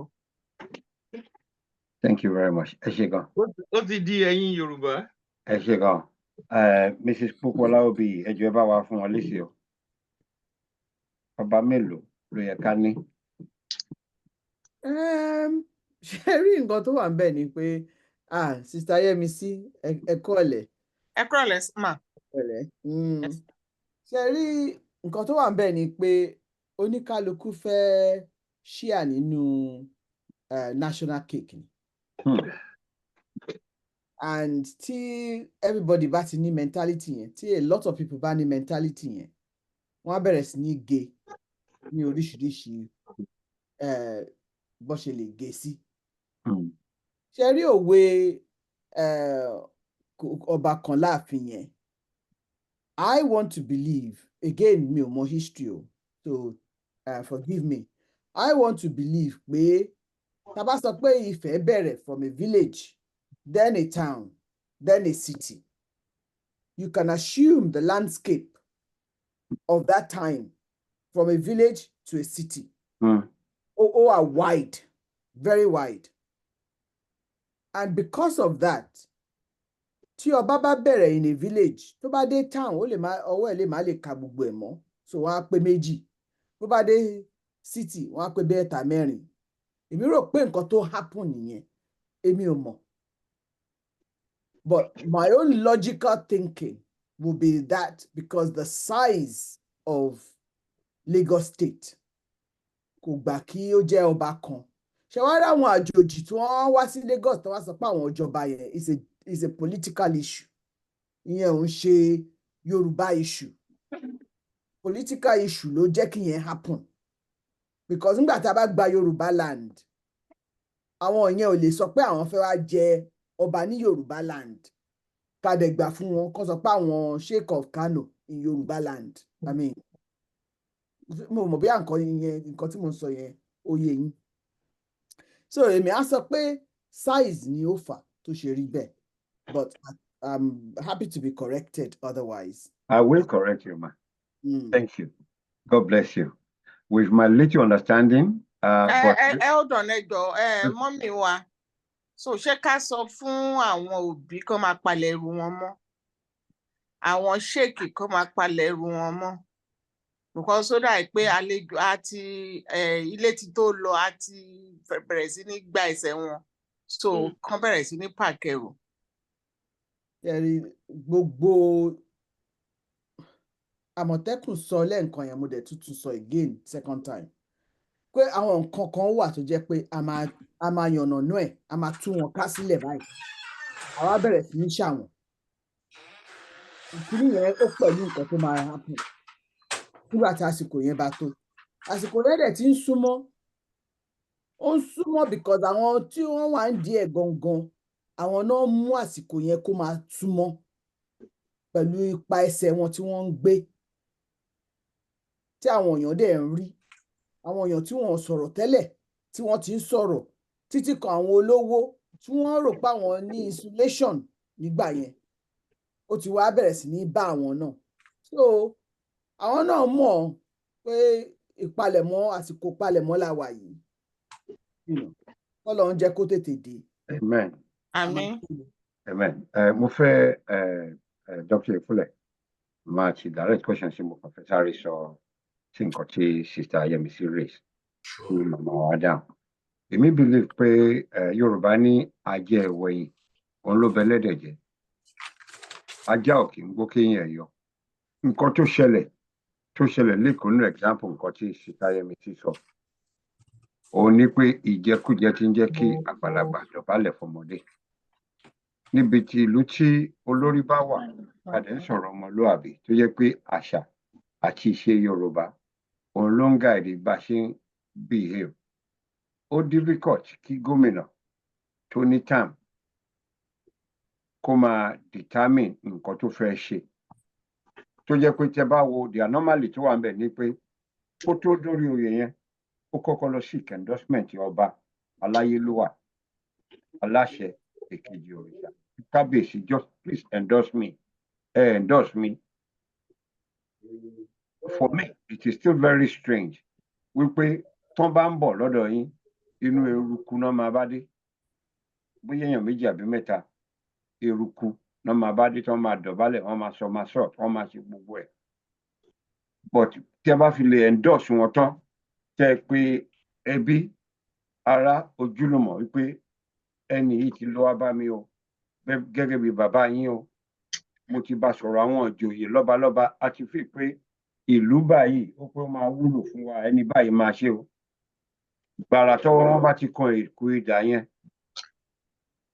á wá dàbí ní pé àwọn gangan ni ọba nǹkan tó fi sọ in practice ẹ rí i pé ó conflict pẹ̀lú ìwà tradition nǹkan tó ń ṣẹlẹ̀ nílẹ̀ Yorùbá wọ́n tájá bá ń sínwó máa ń mojú olówó ẹ̀ àwọn olóṣèlú wa ọba tó bá níyì tó lè borí sókè wọ́n ṣe respect ẹ̀ torí nǹkan tó ń jọba ó deep so what we now found is the same people tó wá kí kábíyèsí tó ń bẹ̀bẹ̀ pé kó jọ within few weeks tí ọwọ́ wọn ti tẹ ìkúdà tó ti ń sign the signature owó next time tí wọ́n máa rí kábíyèsí tó ń bá ránṣẹ́ sí kó wá rí wọn pé ẹ sọ fún kábíyèsí kó wá rí mi tẹ máa wo anomaly nǹkan tó ń ṣẹlẹ̀ ńlẹ̀ Yorùbá o àwọn ló yẹ kán lọ kí bàbá wa position táwọn wà ó ní expiry period but títí kábíyèsí ò ní expiry period so wọ́n á wá sọ pé kí kábíyèsí wá rí àwọn tí kábíyèsí ò bá dẹ̀ ní wá wọ́n á ti rán entourage lọ síbẹ̀ we know how it works at least nílẹ̀ Yorùbá gbogbo àwọn tó ń pè ní ọmọ agbèrò tá à ń pè ní alẹ́jà níléṣà wọ́n á dá àǹkárá fún wọn àwòrán wọn níbẹ̀ wọ́n á fún wọn lówó kábíyèsí á wá wá pẹ̀lú convoy olóṣèlú yẹn kánsẹ́lọ̀ á wá wá wọ́n á máa kọrin alóṣọ báwo ní bàbá fún ẹ̀sọ́ ta ni bàbá ṣé ẹni tó gba endorsement lọ́wọ́ kábíyèsí tí kábíyèsí endorse tó pàṣẹ òdà àwọn yòókù ni àbí òun à ń sọ̀rọ̀ olóògbé o ẹnìkan nígbà kan ló lòun constituted authority the word constitute came before authority àwọn wo ló constitute ẹ̀ tọ́rọ̀ and trust ẹ̀ lé ẹ lọ́wọ́ abẹ́gẹ́ ó ń bá àwọn tó fún ní authority yẹn sọ̀rọ̀ àti àwọn ọmọ wọn ó lòun consider authority ní òun so tá a bá wo nǹkan tó ń ṣẹlẹ̀ lénìí nípa ọ̀rọ̀ ká máa yan ọba ẹnì kọ̀ọ̀kan di olóṣèlú kọ̀ọ̀kan di ẹ sọ̀rọ̀ nípa bóyá ìlú tóbi sí láti gbàtàláyé ti jáyé a ní president nílẹ̀ Yorùbá when Ìbàdàn was very strong wọ́n fi ajẹ́lẹ̀ sí gbogbo ìletò tó ń ṣojú Báṣọ̀run nìbàdàn ṣé ń gbọ́mọ mi wá àwọn baálẹ̀ tó jẹ́ pé wọ́n ń ṣiṣẹ́ fún ọba aláyé first class king as we know them níbi tí ò sí baálẹ̀ wọ́n rájẹ́lẹ̀ lọ́bẹ̀ tó jẹ́ pé gbogbo tribute ìṣákọ́lẹ̀ tí wọ́n bá fẹ́ gbà fún àwọn náà ń gbà so in this age also Elégùṣì for example ó ti ní role tí tradition define fún baálẹ̀ ni the elevation to kábíyèsí is what we now question to the level wípé àwọn ọba aláyé tá a mọ̀ wọ́n ní bá ṣe bí ẹrú kọ́ la ṣe bí ọmọ kò sẹ́rú nínú wọn bí Yorùbá ti ṣe rí nìyẹn báwa ṣe wẹ̀ very a máa ń tọ́jú everybody but wọ́n ní nǹkan tó bá jọra wọn la fi ń wéra wọn a ní àwọn ọba tó tún ju ọba lọ ọba tó ń gba ìdọ̀bálẹ̀ ọba we are at a level now that a first class king nígbà àwọn ayé bàbá wa Adésọjí Adérẹ̀mí Ọwá Agúnléjìká pẹ̀lú gbogbo àwọn ọba ilẹ̀ Yorùbá ń gbà yẹn a lè rí baálẹ̀ kan kó jẹ́ pé ọ́fíìsì ẹ̀ náà ti máa ṣe pàdé right now we understand we've heard in the news wípé wọ́n fẹ́ ṣe meeting ní ààfin baálẹ̀ lẹ́kọ̀ọ́ pé kí gbogbo àwọn ọba aláyé yẹn kan máa bọ̀ ńbẹ̀ we think that is completely wrong and tí ọwọ́ ọmọ ìlú bí àwa tá a wà ń bí àtàwọn yòókù ìdí tá a fi ṣe meeting pé kán dìde pé kí àwọn bàbá wa they should stop selling us cheap ẹni tó bá fẹ́ rí kábíyèsí ọba wà láàfin kan wà rí láàfin in our history there was a time tó jẹ́ pé wọ́n ránṣẹ́ pé kábíyèsí kó wá ṣe Dr. Ìfúnlẹ̀ will probably be able to tell of the story gbà tó ń pè kí kábíyèsí wá kò sí nǹkan tó ń jẹ́ bẹ́ẹ̀ ó lóun ò lọ ọba ìkúrò láàfin lọ báyàn but on the day tí kábíyèsí kúrò láàfin gbogbo ọba ilẹ̀ Yorùbá wákàtí they left their palace ó dẹ̀ ní ríṣù àtúnṣe I will hand the question over to Dr. Ìfúnlẹ̀ kan enlighten especially nǹkan tí mo sọ last pé there was a particular king tó yẹ pé tó fi lè kúrò aláàfin ni wípé aláàfin kúrò ní ààfin ó ń lọ Èkó gbogbo ọba Ọ̀ṣun palace wọn that's how highly esteemed we hold that position ó ṣe position tí third class or fourth class king màmá ránṣẹ́ pé àwọn ọba wa gangan tó jókòó sí orí ìtẹ́ àpèrè bàbá wa so I think that's wrong over to you Dr. Ìfúnlẹ̀. ẹ ṣe ẹ jẹ́ n bẹ̀rẹ̀ láti the last one tí ẹ sọ yẹn tí memory mi bá serve me right Ọọ̀ni Olúbùṣe one but don't quote me on that name unless I go and research it again ló kúrò ní 1902 tó lọ sẹ́kọ̀ọ́ láti lọ rí bóyá Glover kọ́ ni Governor Glover but again don't quote me on that name it's something I've not talked about for a long time so but ó lọ rí governor a British selected governor of Lagos ó lọ rí and during that time gbogbo àwọn ọba tó wà gbogbo ọba ilẹ̀ Yorùbá they had to depart their palaces nítorí pé bàbá àwọn ò sí nílé Ọọ̀ni dẹ̀ ni bàbá wọn and so nǹkan tó ṣẹlẹ̀ nínú yẹn nìyẹn and again kí n tún lọ slightly kí n deviate kí n go a little bit deeper on that concept it was in late 19th century tí Ìjẹ̀bú Òde àti Rẹ́mọ tó ń jà Rẹ́mọ claim pé àwọn ò ń ṣèjẹ̀bú pé Rẹ́mọ làwọn Ilé-Ifẹ̀ làwọn ti wá so àwọn ò lè gba àṣẹ lọ́wọ́ Àwùjalẹ̀ ọba Ìjẹ̀bú Òde pé àwọn lè sọ ìṣàkọọ́lẹ̀ fún àwọn wá lease the land from him ní ibẹ̀ táwọn ò lè regard him as their ọba so ìjà wá ṣẹlẹ̀ so the Britishers tó ṣe èdè ńgbà yẹn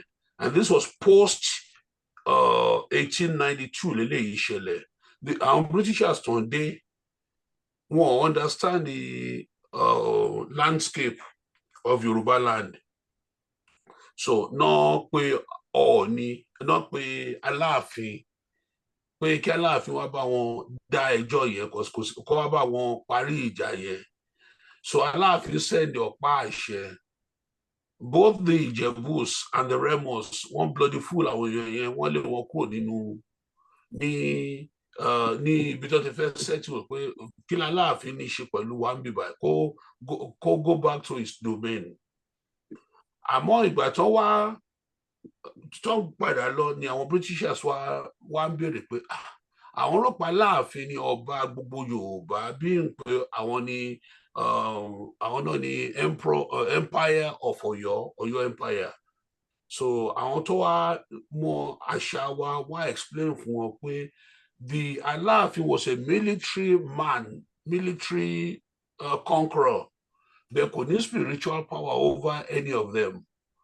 Ta ló wá ní wọ́n ní máa nǹkan báyìí tó ń pè ní Ọọ̀ni bó ní Ọọ̀ni yìí ti jẹ́ ọba nílé Ifẹ̀.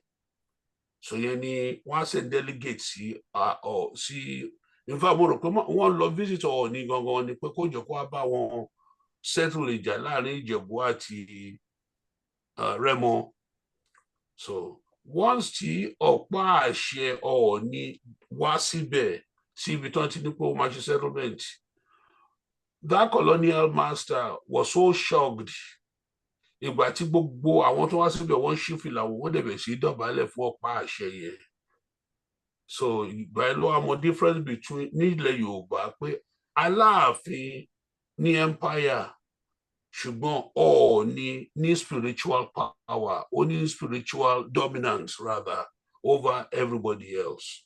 So mo kàn fẹ́ sáré fi yẹn kún nǹkan tó ṣẹlẹ̀ 1902 ìgbà tí Ọọ̀ni travel lọ sí Èkó for the first time in the history of Yoruba land tó kúrò láàfin. Now going back again now deeper sí nǹkan tá a sọ nípa Elégùṣì. Ẹ jọ̀ọ́ ẹ̀yin tẹ́ bá gbọ́ Yorùbá dáadáa, èmi náà gbọ́ Yorùbá díẹ̀díẹ̀. Òwe kan wà tán ní pé tí kíní kan bá ń jó lórí omi bá ní sọgẹdẹ ìrọ̀mì tó ń jó lórí omi àwọn onílù ẹ̀ wà nísàlẹ̀. wọ́n wà nísàlẹ̀. God bless you. nǹkan tó fẹ́ sọ ni ẹ má bínú. Tàbádẹ̀ jẹ́ irú Àmọ̀tẹ́kùn tó rò pé professor ni mi, you see my knowledge is very limited, so ẹ má bínú. Ṣé rí nǹkan tó ń jó lórí omi yẹn, ìyẹn tí Elégùṣì mò ń sọ o. Ẹ má bínú sir. The fact pé ẹ lè initiate, that's good enough. Okay. God bless you, my brother. God will surely bless you. So, nǹkan tó ń jó lórí omi meeting tí Emir Baálẹ̀, kí n tẹ̀ tó, even before I get into that, Emir Baálẹ̀ ń bo ni Ìdẹ̀jọ́ chief ní Elégùṣì, Ìdẹ̀jọ́. Ǹjẹ́ mọ nǹkan tí Ìdẹ̀jọ́ jẹ́? Ìdẹ̀jọ́ jẹ́ àwọn ọmọ Ọlọ́fin. Ọmọ Ọlọ́fin ni Ìdẹ̀jọ́. Àwọn náà ń ṣe white cap chief tẹ́lẹ̀tẹ́lẹ̀. Arómirẹ́ wà lára wọn, Ọlọ́tọ̀ wà lára wọn, Ọjọ́ra, Oníkòyí, Onírò, Olùwà, Elégùṣì tá à ń sọ wà lára wọn. Àwọn Ẹ̀dẹ̀jọ́ nìyẹn. So Ìdẹ̀jọ́ chiefs ni wọ́n. So báwo ni Ìdẹ̀jọ́ chief turn into a baálẹ̀, turn into a king, Elégùṣì? And I'm not saying this láti distract from him, or let me make that very, very clear. But èmi mọ history of what it start, history tí most of them mọ̀ tí mo ní pé our people don't know history. Ìdí ẹ̀ tí mo fi gbélé jáde nìyẹn.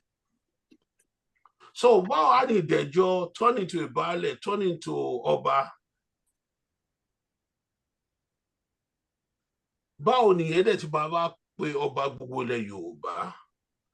Eléyìí tó ń jó lórí omi, drama ẹ̀ ó wà nísàlẹ̀ ni. Ọ̀rẹ́ ààrẹ wa ilẹ̀ wa ní Elégùṣì. Ọmọọṣẹ́. Okay. Another way of putting it. So it's on record, sir. Okay. So ìròyìn ọmọ tó wọlé lọ sà á wọnú omi tí ò ní padà wá.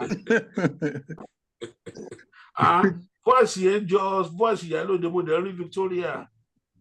Àwọn ni ara tó bá wọn náà máa ń dá lẹ́yìn. Abracadabra náà ló sà. Ìyálòde mo wọn. ti sọ fún yín sà pé ní ìgbà kẹyìn yìí ò rí mi mo lè lo egbé mo lè lo anything tí ẹ lè lo àfẹ́ẹ̀rí. àfẹ́ẹ̀rí ni mo ẹ lò má ó lo sí. egbé wa o ẹ má lo àfẹ́ẹ̀rí wa o bíbélì ní kẹ́ lò. Anyway, so nǹkan tó ṣẹlẹ̀ ni pé there's power behind that. Mo rò pé national summit náà fẹ́ ṣe Yorùbá national summit. Ó lè jẹ́ nǹkan tó fẹ́ ṣe nìyẹn tó yẹ pé ọ̀dọ̀ Elégùṣì náà àti wàá máa meet. But ìbá dáa ká sọ pé ọba of Lagos gbọ́nà bá ti ṣe yẹn lọ́dọ̀ ẹ̀. Wọ́n ti bypass ẹ̀.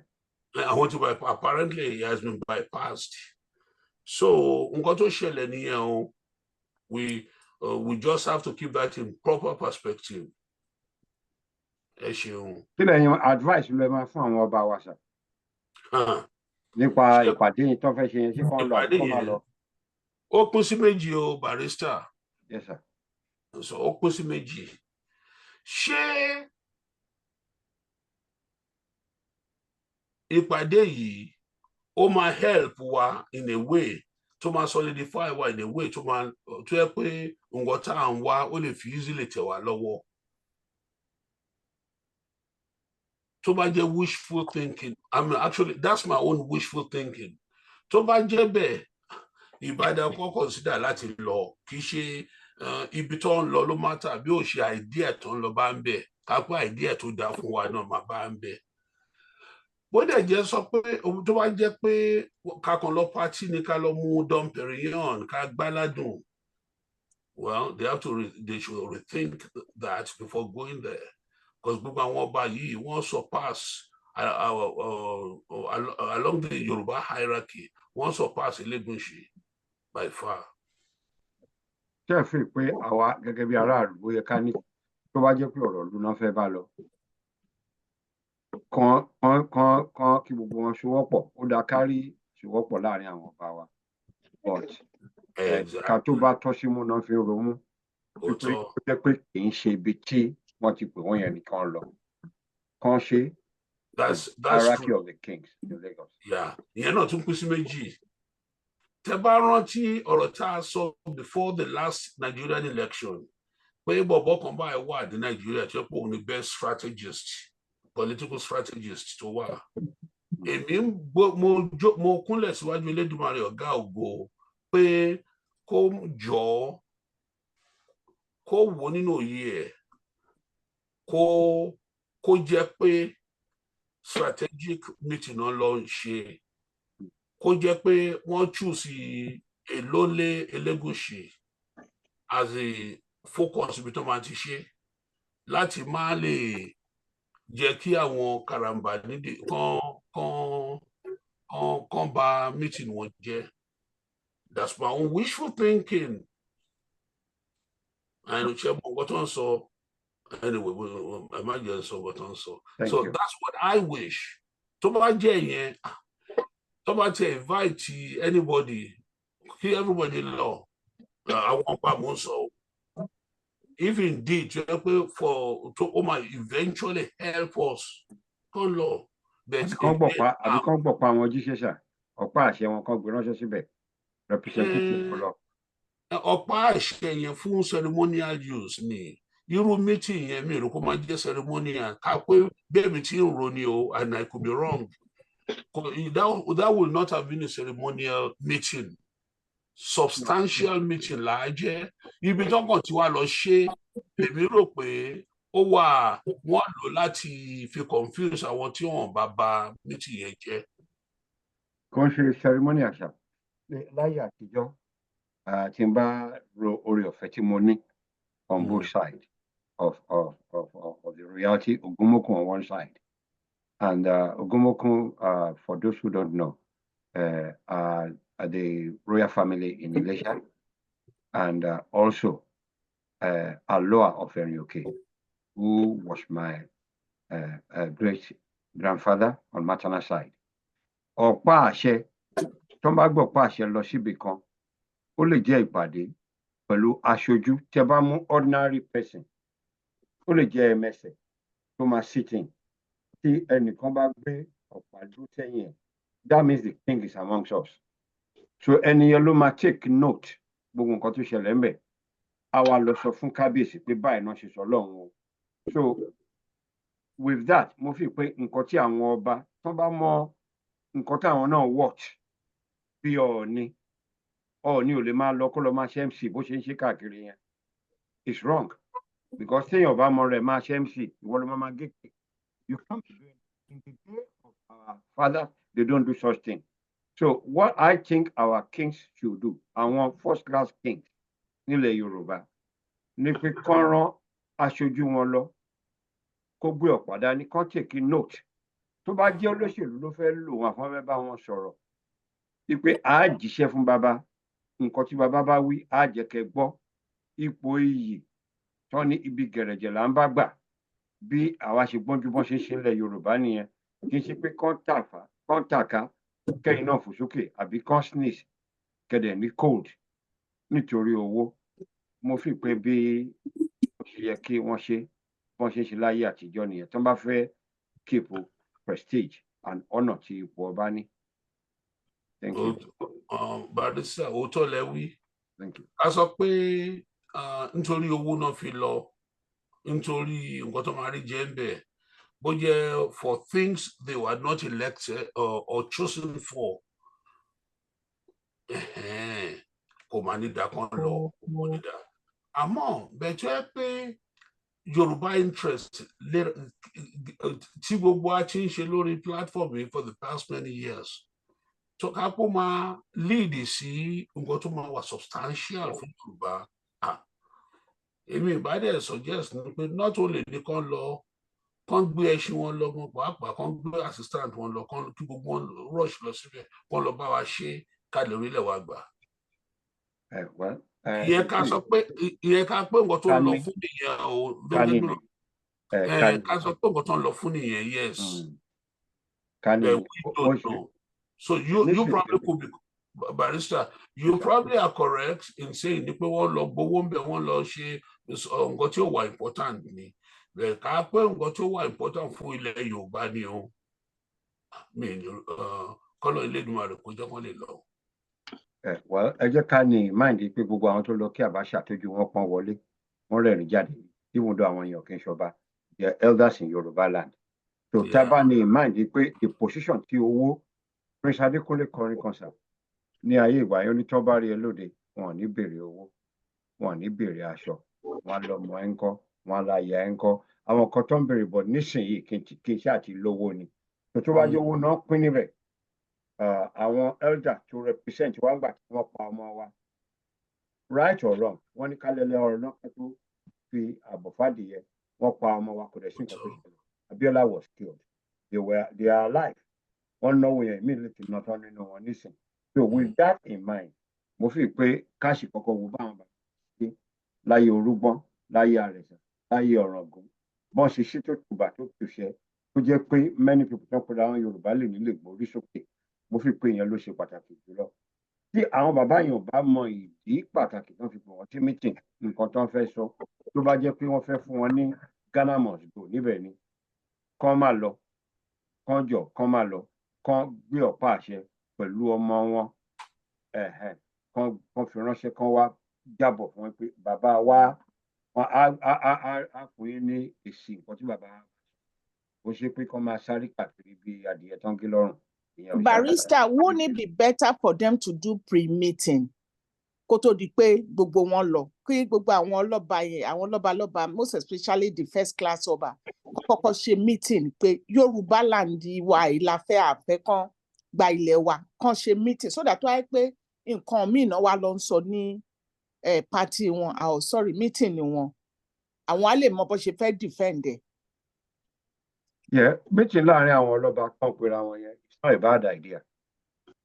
Ọba tó máa take initiative ní ká kọ́ lọ fún wa lórí ọ̀fẹ́, kán tó pe gbogbo wọn síbì kan, kí gbogbo wọn kí wọ́n foríkorí, kán fi ikùn lukùn, so wọ́n á lè fìmọ̀ ṣọ̀kan wípé ṣé à ń lọ o àbá à lọ o, ẹ bá ti mọ nǹkan tó fẹ́ ṣe àbí ẹ̀wọ̀n nǹkan tó ṣẹlẹ̀, ẹ jẹ́ kí Ṣọ̀ún kó gbé ọ̀pá àṣẹ àti àránṣẹ́, kí ọwá òbòkun àlọ́ba àdìmọ́mẹ̀sí Iléṣà, the next person in charge, kan represent kí lorúkọ ẹ̀ ọba Iléṣà kí Ọọ̀ni kó gbé tiẹ̀ ránṣẹ́ Aláàfin the most powerful person ní Báṣọ̀run kó gbé ọ̀pá Aláàfin ránṣẹ́.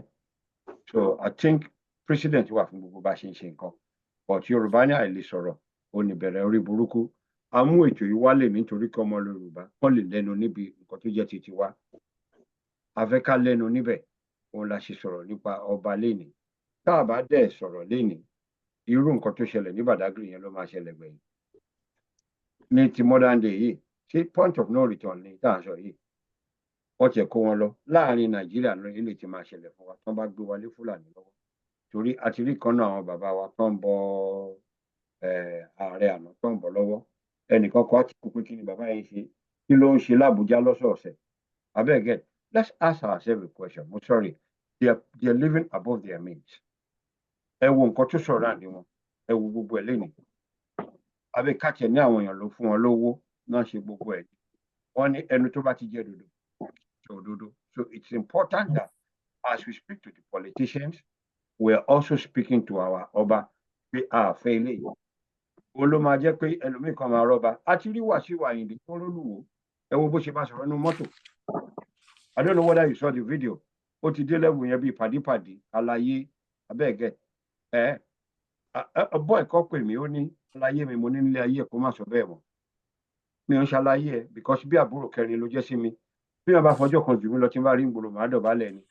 So àwọn nǹkan tí n bá hùwà bàjẹ́ síbẹ̀ á difficult fún mi láti sọ fún pé kó má ṣe bẹ́ẹ̀. After a while ó náà get message yẹn mi ò fẹ́ wà kí n lọ níbi kọ́kọ́ àbúrò máa ní bọ̀dá mi kí ló dé báwo lè ṣe descend débi pé ọ̀rẹ́ mi ń pè yín ní àlàyé mi. So àwọn nǹkan tá a bá fẹ́ fún àwọn kábíyèsí wa ẹ jẹ́ ká sọ̀rọ̀ sókè not only on this platform write article on radio interview respectfully let us tell them wípé àwọn tẹ́ bá fẹ́ ṣojú wa ẹ ṣojú wa in accordance with ọmọlúwàbí ethos and Yorùbá lay down precedent. Nǹkan tí mo fẹ́ sọ nìyẹn ẹjọ́ má bínú Mrs. Akpata ọmọ ìtara yín mà. Ẹ ṣeun fún opportunity tó dára pé lára ìbéèrè mi wọ́n ti dáhùn lára ẹ̀ but I'll still go ahead and ask part of it. Ó dàbẹ̀ pé Àmọ̀tẹ́kùn ló máa dáhùn ìbéèrè yìí torí ibẹ̀ ni mo ti ibi tán gbà tán ń sọ̀rọ̀ ni mo mú ìbéèrè yìí jáde. So wọ́n ń sọ̀rọ̀ lọ bá ọmọlúàbí tí a sọ pé a jẹ́. They talk about ọmọlúàbí ethos. So wọ́n mú àwọn example kan jáde pé kéèyàn lọ ṣe tí ò bójúmu pẹ̀lú bóyá bàbá ìyàwó èèyàn àbí nǹkan kan ká tún máa brag nípa ẹ̀ pé mo ṣe báyìí. Tá a bá wo society Yorùbá lénìí èmi ò ní sọ pé Nàìjíríà because àmọ́ nǹkan tí yẹn so rọ̀ mọ́. Tá a bá wo society Yorùbá lénìí ó ń kan mi lóminú ó ń gbomijé lójú èèyàn nǹkan tí à ń rí àti tí à ń gbọ́ nípa society wa like killing ó ti kind of bárakú pé wọ́n pààyàn yẹn wọ́n gé orí ẹ̀ lọ wọ́n gé ẹ̀yà ara ẹ̀ lọ láti lọ ṣòwò. À ń sọ wípé kì í ṣe ara ìwà ọmọlúàbí ni eléyìí and so many other examples. So kí wá ní ibi tí question mi wá ń lọ ni wípé nígbà tá a ti pé ìwà burúkú yìí ó ti wọ̀ wá bí ẹni wọṣọ ni ǹjẹ́ ó ṣeé ṣe kí ìwà yìí yí padà? Is it possible? So báwo ni ethos yẹn ṣe lè padà? Ṣó possible kó padà? Tá a bá sọ pé possible, how?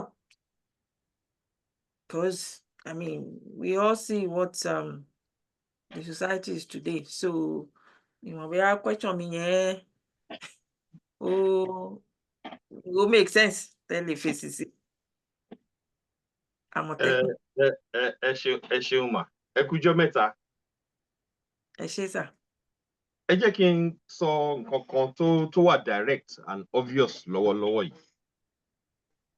Àìtí rí yín for so many days.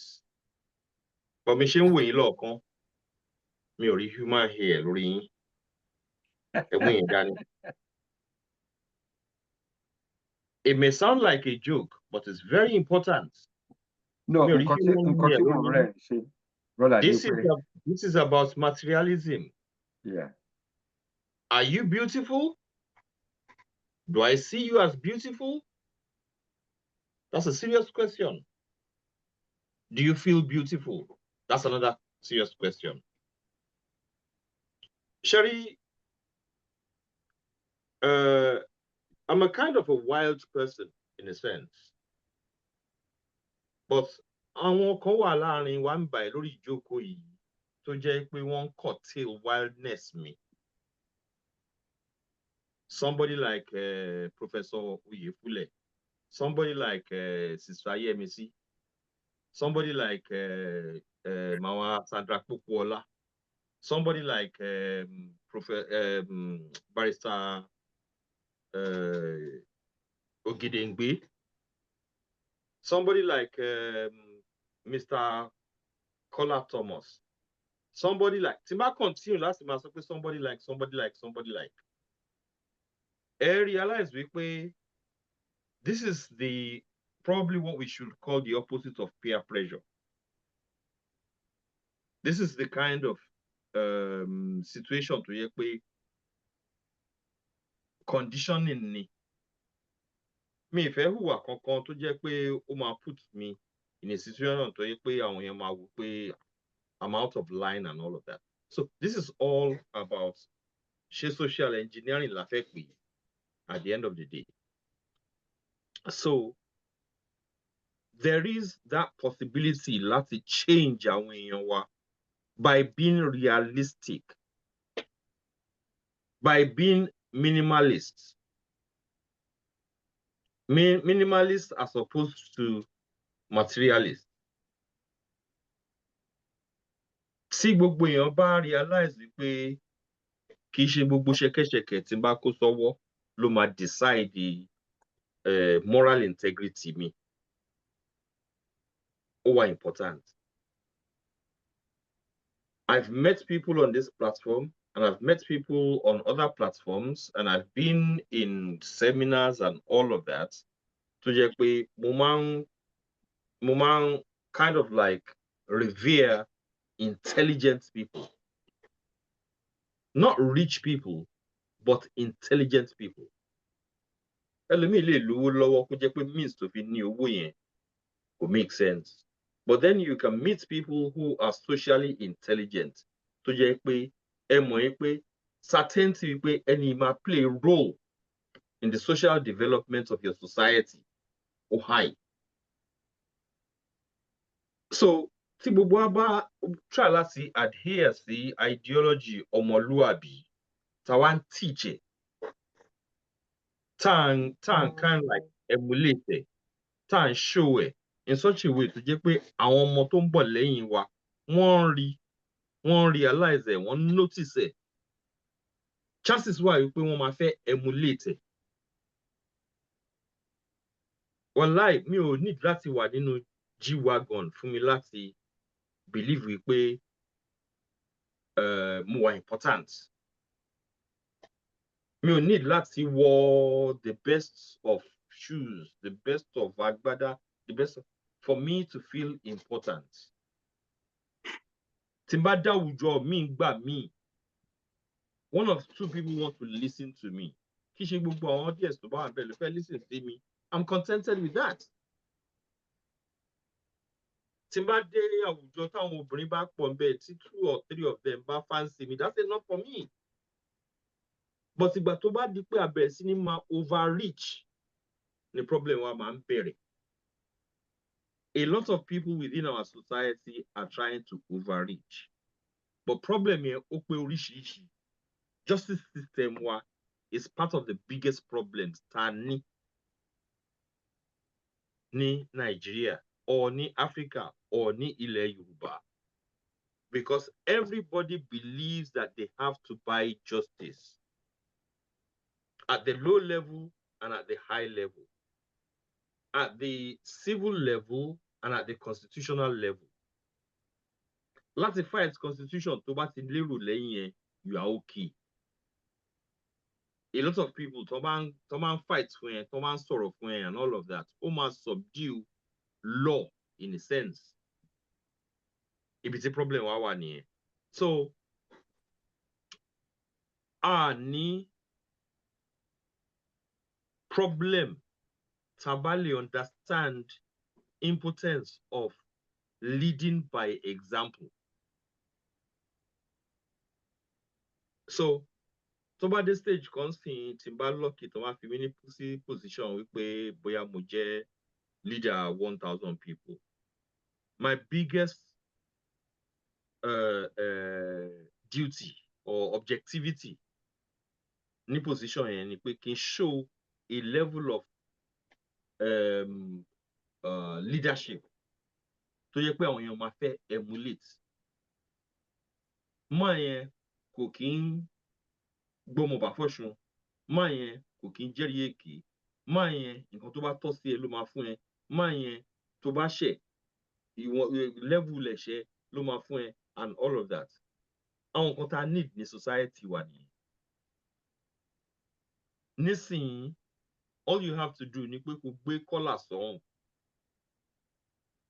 kó dẹ̀ ní change díẹ̀ kan, wọ́n á fún ẹ lọ́lọ́pàá mélòó kan tó wọ́n máa tẹ̀lé ẹ. Ìyẹn ló ń show fún wa wípé you have to attain a level of notoriety, ill-gotten wealth and all of that láti ní position ní society ẹ. Ibi tí justice system wá ti bẹ̀rẹ̀ sí máa fail nìyẹn. Wọ́n mention ẹnìkan sin Yàyà Gàmbà, not Yàyà Gàmbà, Yàyà Bello. Kí ló dé tí Yàyà Bello kò tí wà ní custody báyìí?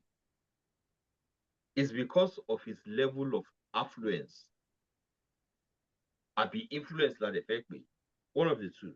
But tó bá yẹ pé justice system wa immediately tó ti go against the rules, not ti fà wọlé, ó máa teach a lot of people the lesson. Tí wọ́n bí mi pé kíní kan yẹn kan ní àṣé mo gba commission, mo ní mo mọ ẹni tó ní ni pé mo ní mo mọ Láolú. Láolú is a friend of my husband. ẹjọ́ ta ló sọ̀rọ̀? Tí kò bá dáa fún Láolú ló dáa fún mi, tó bá dáa fún Káyọ̀ dáa fún mi. ẹjọ́ sister aunty. Adẹ́ mo ní no, ọ̀rẹ́ mi kan fẹ́ ṣe 6 years adẹ̀ gbogbo wa dẹ̀ lọ́bẹ̀. Mo wá láti pè Betty tó wá bá mi mú mẹ́nu bá mi ṣe gbogbo ẹ̀. Mo wá tún sọ fún. Ẹ má sọ̀rọ̀ yín lọ́jọ́, ẹ má bínú. This is sister, you see. Somebody else. Èmi kọ́ o, iPhone ló. Ẹnìkan tó gbá wọ̀ yín wọ̀ ní sister mi, mo ti. iPhone ni èmi kọ́ o. Wọ́n ń fọmọ rẹ̀ bọ́ rẹ o.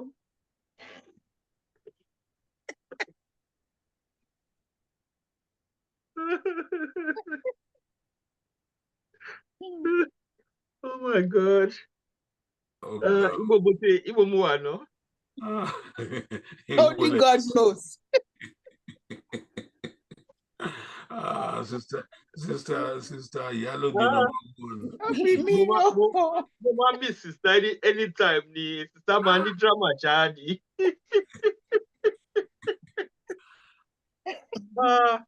We thank God. Anyway, ó dà pé bóyá social philosophy kan ni ó máa ń sọ something along the lines of pé tẹ́ bá fẹ́ wo progress ìlú, tẹ́ bá fẹ́ wo àwọn èèyàn ìlú, tẹ́ bá fẹ́ ẹ lọ check leaders wọn, but the reverse is the same. Tẹ́ bá fẹ́ mọ̀ báwọn èèyàn ṣe ń get on and all of that, bí báwo ni government ṣe ń get on, go and look at the people. Until tá bá try láti ní concerted efforts láti create balance yẹn, we are going nowhere. Now, it's very important for me to touch on something. So, we're talking about Yoruba nation. We're talking about Yoruba nation and all of that. Shari, kò sí revolution kankan téèyàn bá nílé ayé yìí, there has to be some sort of social prerequisites. Ìyẹn ni wípé kí ni conditions tó wà nílẹ̀ fún wa láti achieve nǹkan tá fẹ́ achieve, considering the social divide tó wà around wa. Kí ni ratio Christians to Muslims to oníṣẹ̀ṣe? Have we been able to convince the majority, regardless of their religious inclinations, wípé ibi tá à ń lọ yìí o, ibi tí gbogbo wa ti máa jèrè ni? Have we been able to do that? Have we thought about the importance of doing that? Ṣàtìrò implication pé tá a bá ṣe yẹn, kí ló máa dà fún wa? And it's very, very important. Àti underestimate quagmire tá wà nínú ẹ̀. And the issue is this: anybody tó bá máa ṣe anything on a social level for any unit of people, tó o bá ní overview, proper overview of what the demography is, what it wants, what it's saying, basis of plan ó ti wà eroded already. Òyìnbó dẹ̀ máa ń sọ kínní kan, he who fails to plan plans to fail. We have reached this junction nísìnyí tó jẹ́ pé we need to appeal to our people with that carrot wípé this is what is going to happen. This is what we should let happen. This is what we should do. Láti jẹ́ pé Yorùbá nation máa work, ó máa wà attainable, ó máa wà sustainable. Attainable àti sustainable are two different things. Iṣẹ́ lèèyàn ń ṣe débẹ̀. That prerequisites dojúkọ rárá. And it's happening now as we speak. Our people are becoming divided by the day. And I'm not talking, I can almost tell you this is a scientific knowledge on my side. Ó ti ju empirical law. So we need to do things in such a way to jẹ́ pé gbogbo ọmọ Yorùbá ló máa realize the importance of focusing on pé a fẹ́ gba ilẹ̀ wa. A ti ń gbọ́ àwọn ìtànkítàn tó fẹ́ jogúnkógún. And we know the truth of the matter. And those of us who do not know are finding it difficult to relax and listen and research. I can tell you one or two things. Listen, you will be completely unscholarly. Let's listen to me and not go and research anything I say. And this is the thing about intelligence. This is the thing about knowledge. This is the thing about being aware. As it is right now, Yoruba land has been infected. Infection burúkú ti wọlé Yoruba. And it's called Shaitan or Satan. Màá filẹ̀ bẹ́ẹ̀ yẹn because mo mọ̀ pé at some point, all of us, or most of us, will come to that realization. But kó má ti wà too late kó tó di pé a bẹ̀rẹ̀ sí máa wò pé kí ló ṣẹlẹ̀ ní Ìlọrin. Ìlọrin has become part of our history. A lost part of us. Iwo is looking like it's going to look like Ìlọrin. Ògbómọ̀ṣọ́ is rocking at the moment. Wọ́n ní tó máa sọ pé wàláì tàláì, irọ́ ti fẹ́ wọ̀ nìyẹn. Mi ní sọ wàláì tàláì fún yín o, but ẹ gbà bẹ́ẹ̀. I spend a lot of time of my life, especially within the last few months, looking into these things. Please, ẹ má ignore our trends tó ń lọ lọ́wọ́lọ́wọ́ báyìí. They are serious. Ignoring stuff like that happened in Yemen. Ignoring stuff like this happened in Syria. Ignoring stuff like this is happening in Gaza. Ignoring stuff like this is happening in Lebanon. And there's something very common to all those states. Madalimbe, thank you very much. Mrs. Akwata, she won't down questioning, because I know it touched on other things. She won't down questioning. Well, I think he did. What I want down way. So, but what I'm Mrs. Akpata, ẹ ṣe favour kan fún mi. Any parts specifically tẹ́ ẹ bá wà clear of, ẹ fún mi ní opportunity láti address ẹ jọ̀ọ́. Question yẹn was pé báwo ni because it is sọ́nà wípé kéèyàn wá má wà materialistic because à ń pé bí materialistic ló lọ into pé mo fẹ́ pààyàn ṣògùn owó mo fẹ́ ṣe léè mo fẹ́ ṣe yẹn but bring that ọmọlúàbí thing gangan back into our society mo ní ǹjẹ́ yẹn ṣeé ṣe because it look like we are far gone into àwọn ọgbà pálapàla wọ̀nyí. Can it be corrected? How? Mo gbọ́ part yẹn, mo dẹ̀ believe pé mo make attempt láti address it and where I didn't do enough. Now, tẹ́ bá rántí mo sọ fún yín pé it's nice to see you again and mo dẹ̀ sọ pé ẹ lo human hair and all of that. That was part of my answer to that.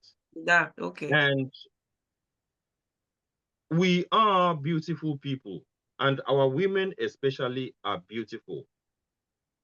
But unfortunately, Funwa, because we've been damaged to an extent, materialism oti override senses wa.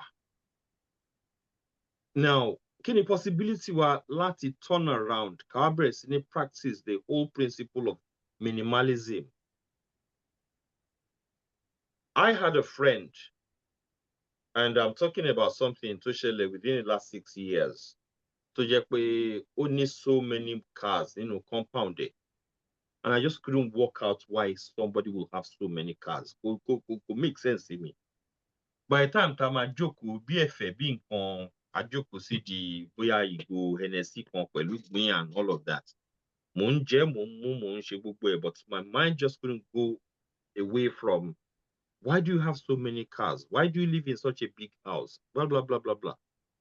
And then he went on láti sọ pé mọ́tò eléyìí ti house girl òun nìyẹn. And that just rocked me pé mọ́tò house girl ẹ nìyẹn. House. What is that? Irú life wo nìyẹn?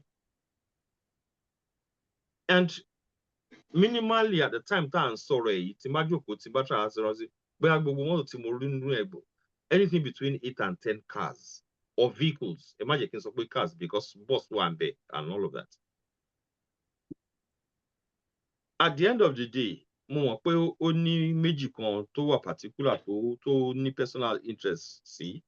Ìyàwó ẹ̀ ní interest sí another 2 cars. Àwọn ọmọ ẹ̀ náà ń ṣe nǹkan. Ọmọ méjì ló bí and all of that. But that level of materialism ó ti disturb society wa. Ó ti damage society wa. There was no need for it from my point of view.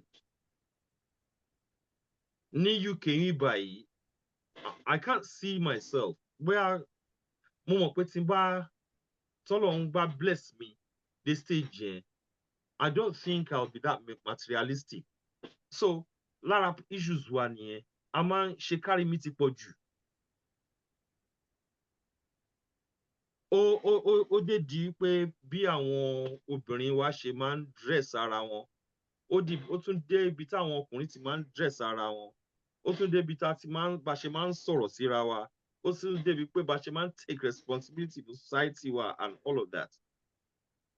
For instance, why would you go out to a party? Kó wà nínú hall, kó wá dé sunshade mójú? It doesn't make any sense. Tó bá mugbó, ó wà understandable. Mo lè understand tó bá mugbó, but tó bá mugbó, what is the point?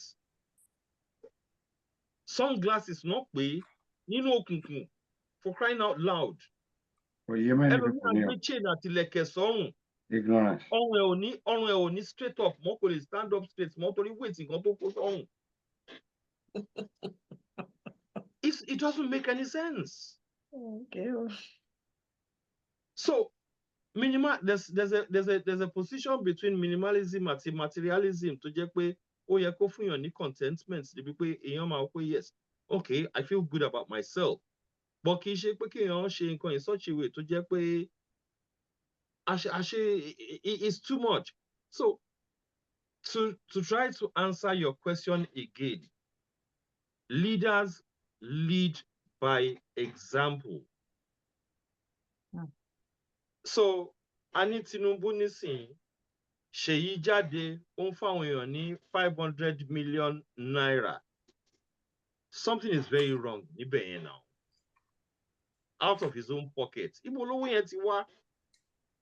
The presidents we had before that, Buhari, ọmọ ẹ̀gún motorcycle, how many millions new motorcycle yẹn jẹ́ tó fi accidents and all of that. This is the kind of materialism tá à ń sọ tó ń result into our society being put along the wrong path. Ibi tí owó wa ń gbà lọ nìyẹn. So bí mo ṣe lè answer question yẹn without going too far into kéèyàn máa pariwo àbí kéèyàn máa. Thank you. All right. Ẹ ṣé. Now, àwọn nǹkan tí ẹ sọ ó wà elaborate. Tí barrister bá lo human hairs, ìyẹn a lè understand. Kò possible ni.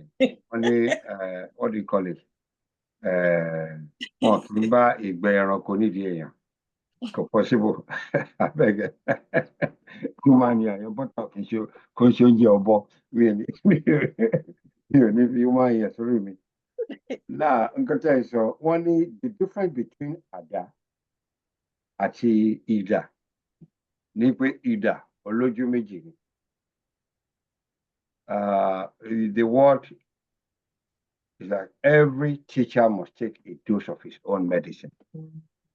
And thank God that we are in a situation here where we can speak to each other and challenge each other, provoke each other in love to do good for our nation. Orílẹ̀-èdè wa, in a pluralistic manner, the songwriter said, iṣẹ́ wa fúnlẹ̀ wa, orílẹ̀-èdè wa, ká ṣiṣẹ́, ká ṣiṣẹ́. Also collective effort. Now, the last week, so that we don't give her the same exhortation always. One is teach in time saves the nine. Brother mi Àmọ̀tẹ́kùn, mo fẹ́ wojú ẹtí ní ojú lọ̀rọ̀ wà báyìí. Ojú lọ̀rọ̀ wà. Ẹ̀yin mo fẹ́ sọ bí Peter bí Jésù ṣe bá sọ̀rọ̀ nínú Bíbélì tí a kà. Wọ́n ní ọmọ wo ìyá rẹ̀, ìyá wo ọmọ rẹ̀. Mo fẹ́ Àmọ̀tẹ́kùn ẹ wo brọ́dà yín, ẹ wo elder yín, Professor Oyèfúlẹ̀. Professor Oyèfúlẹ̀, ẹ bá wo engineer yín, ẹ bá wo Àmọ̀tẹ́kùn yín. The script for the movie that we mentioned last week is one of the solutions to what Mr. Zapata was saying. The script, audio yín ní problem o. Sorry. Yín ní problem o. Yeah. I think the need for you to link up with Dr. Yefule in respect of the script for the movie. Because I believe for the movie or for the movies? For the movies, in there lies the solution to what Mrs. Apata asked. Awareness. Because it be so if we are able by the grace of God, which I believe we're able to do, a lot of people, few people have reached out. But when it comes to the contribution of that project, please let me know. Okay. Akinpeshe. Emi Pelu Dr. Yufule, we spoke about this briefly, is willing and is ready. So I just want to encourage you also to link up with him. Please, Emma Dodi Watamba Pay, so that mo sọ̀rọ̀ kan láìpẹ́ yìí kò sẹ́nìbọ̀dì tó dá sí ọ̀rọ̀ yẹn. Ó dẹ̀ ó máa help pé káwọn èèyàn dá sí i. Oh yes, mo ti bẹ̀ Professor Oyefule pé kán adopt me. Yeah, what is she already? As a nephew, wọ́n ti ṣe officially. You are hereby adopted as my noble nephew.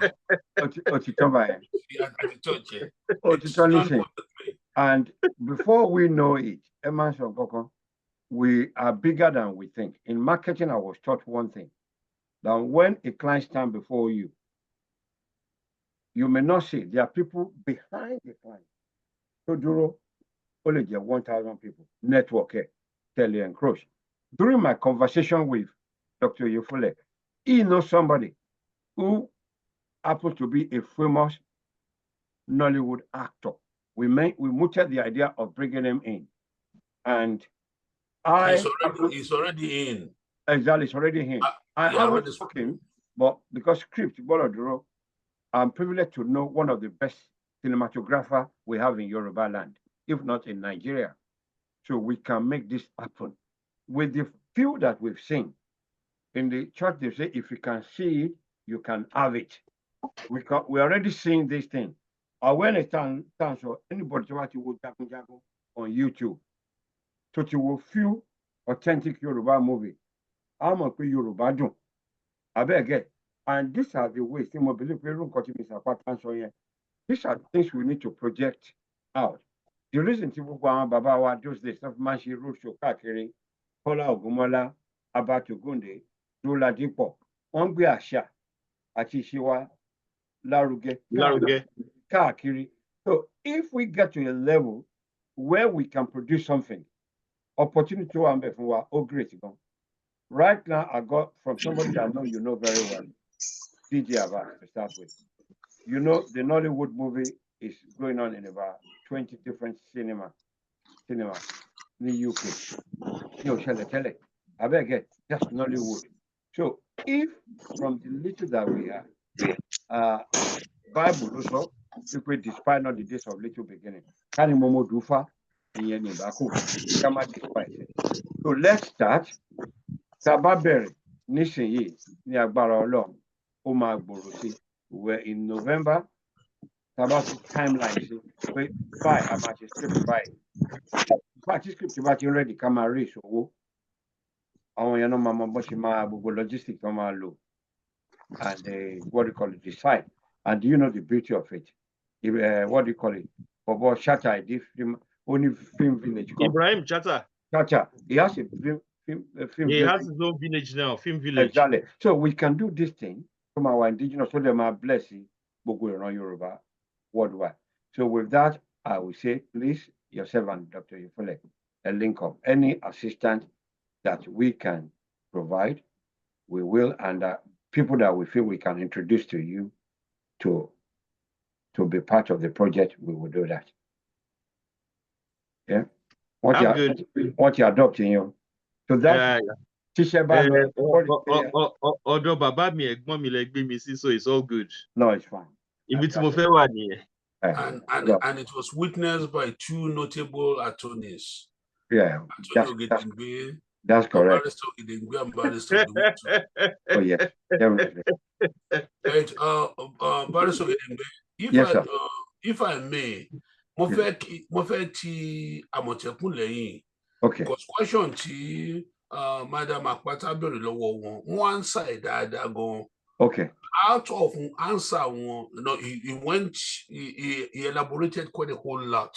And out of his elaboration, mo fẹ́ sáré pinpoint one thing out. Okay, sir. And what I want to point out is to tell Mrs. Akpata ní pé ọmọlúwàbí cannot be automatically brought back into our land. And you know, ẹ wo ọmọlúwàbí, ẹ wo àwọn ethnic groups tó surround wa. They're all good, nice folks. But kò sí any concept of Omoluabi ethos among them all. I just start geographically. Let's start from the West. The Daomians are very, very good people. The concept of Omoluabi is lọ́dọ̀ West mo ń sọ yẹn. Ẹ jẹ́ á go northwest sí ọ̀dọ̀ àwọn Ìbàrìbá. Very beautiful people. Ìyá two of the Aláàfin wa Ìbàrìbá women. Beautiful, nice folks, very delightful. But Omoluabi ethos táwa nílẹ̀ Yorùbá wọn ò ní. And we're going back like a clockwise mo lọ. Ẹ jẹ́ á lọ sọ́dọ̀ àwọn Tápà. Àwọn Nupe. Mama, our second Aláàfin Ṣàngó, Mama Nupe ni Tápà. Àwọn náà good people ni wọ́n, but wọ́n ní Ọmọlúwàbí bí Yorùbá ti ní. We're coming down, ẹ lọ sọ́dọ̀ àwọn Ẹdó tó jẹ́ ọmọ wa gan ni wọ́n, because all the Obas of Benin are Yorùbás. They're nice, aggressive, beautiful people, but Ọmọlúwàbí concept yẹn ò sí lọ́dọ̀ wọn. Ẹ wá sí ọ̀dọ̀ àwọn Ìkwéré tó wà down south towards Port Harcourt area. Kátiẹ̀ tó lọ síbẹ̀, ẹ jẹ́ go further east towards our neighbors who are the Igbos. They're beautiful people, hardworking, highly intelligent, but kò sí Ọmọlúwàbí ethos bá àti believe ẹ̀ kò sí lọ́dọ̀ wọn. Ṣé ẹ ń gbọ́ mi? So mo ti lọ clockwise from the west, I went clockwise to the east, to the south. Kò sí, kí ni wá ó ṣe jẹ́ pàwọ́ nìkan la ní? Mo mean pé the way táwa fi portrayed mo sọ, why is it only us? It came up during our development, and wọ́n dẹ̀ rí pé ó máa ń tún lù ú ṣe. So it was encouraged. It was taught to children. Kí ni wọ́n fò lè ṣe láyé tí mo wá? Kí ni wọ́n fò lè ṣe láyé tí mo wá? Kàkà kí n jalè, máa kúnkún dẹrú. Lára Ọmọlúwàbí ethos sọ́kọ́ wa against Ògúndábèdè nìyẹn. Now, Ọmọlúwàbí concept, to answer your question, ma, has to be retaught to our people. Owó dá o, owó la fi ń tún ayé ṣe o, but owó kò tó ènìyàn. Owó kí mo sọ kò tó èèyàn. But ní our current depraved cultural state tá wà ní Nàìjíríà, owó máa ju èèyàn lọ. Nǹkan tó fi ń kidnap tó yọ kidney wọn kúrò nìyẹn. Nǹkan tí àwọn 22-year-old boys tó máa mú girlfriend wọn 19 years old tó máa lọ pa wọ́n torí pé wọ́n ń ṣògùn owó. So all these things were not taught to those people, but we must teach it to our people. We must, MUST, any other way. And till you bá fẹ́ pè mí pé mo wà autocratic by saying we must, yes, so be it. It's autocratic. We must teach it to our children. And the easiest way láti ṣe ni nǹkan tí Barrister Ògèdèngbé sọ lẹ́ẹ̀kan nípa Àmọ̀tẹ́kùn. So if we do the collaboration, mo ní major movie star kan Nigeria to eagerly said he would be part of it. Tabale she can send out these little scripts, these little films to history to show how the white folks came over to Yoruba land to marvel at who we were. They didn't marvel at our technological development because we hardly had any. But technological development at your war in psychic development, psychic development, ability to empathize with another person.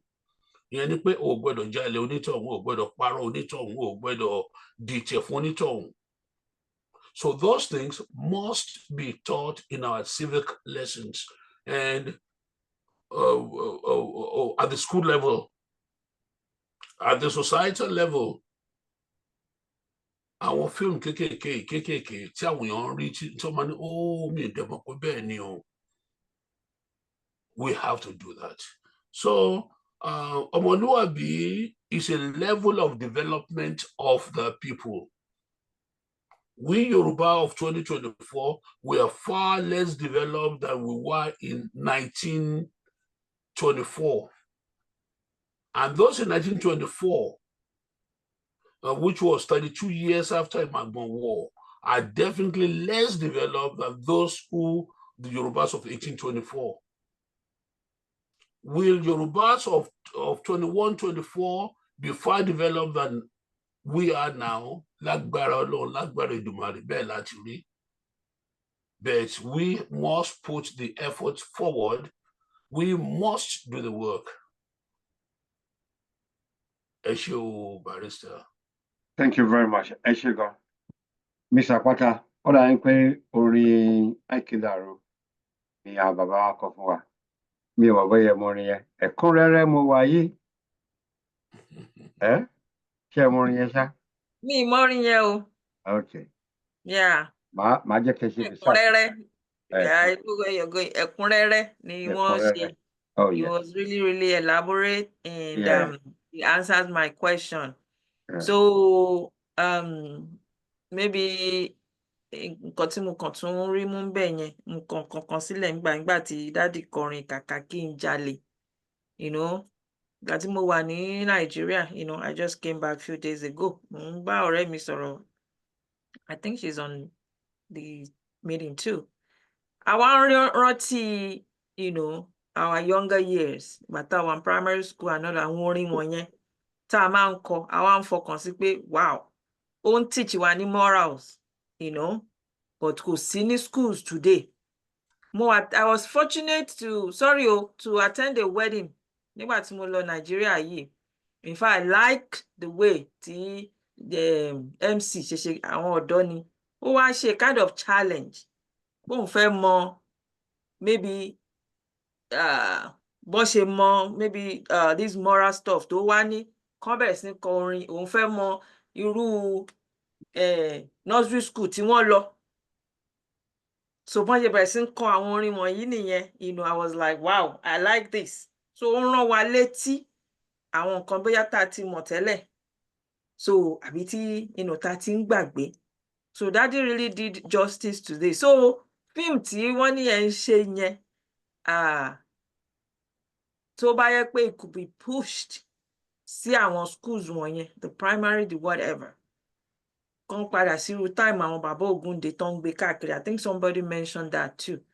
Tó mi ò lè kọ yín ní nǹkan. It just came to me pé ó dà pé kind of go back to the grassroots thing ni nǹkan tó kàn wá báyìí ní ìsìn.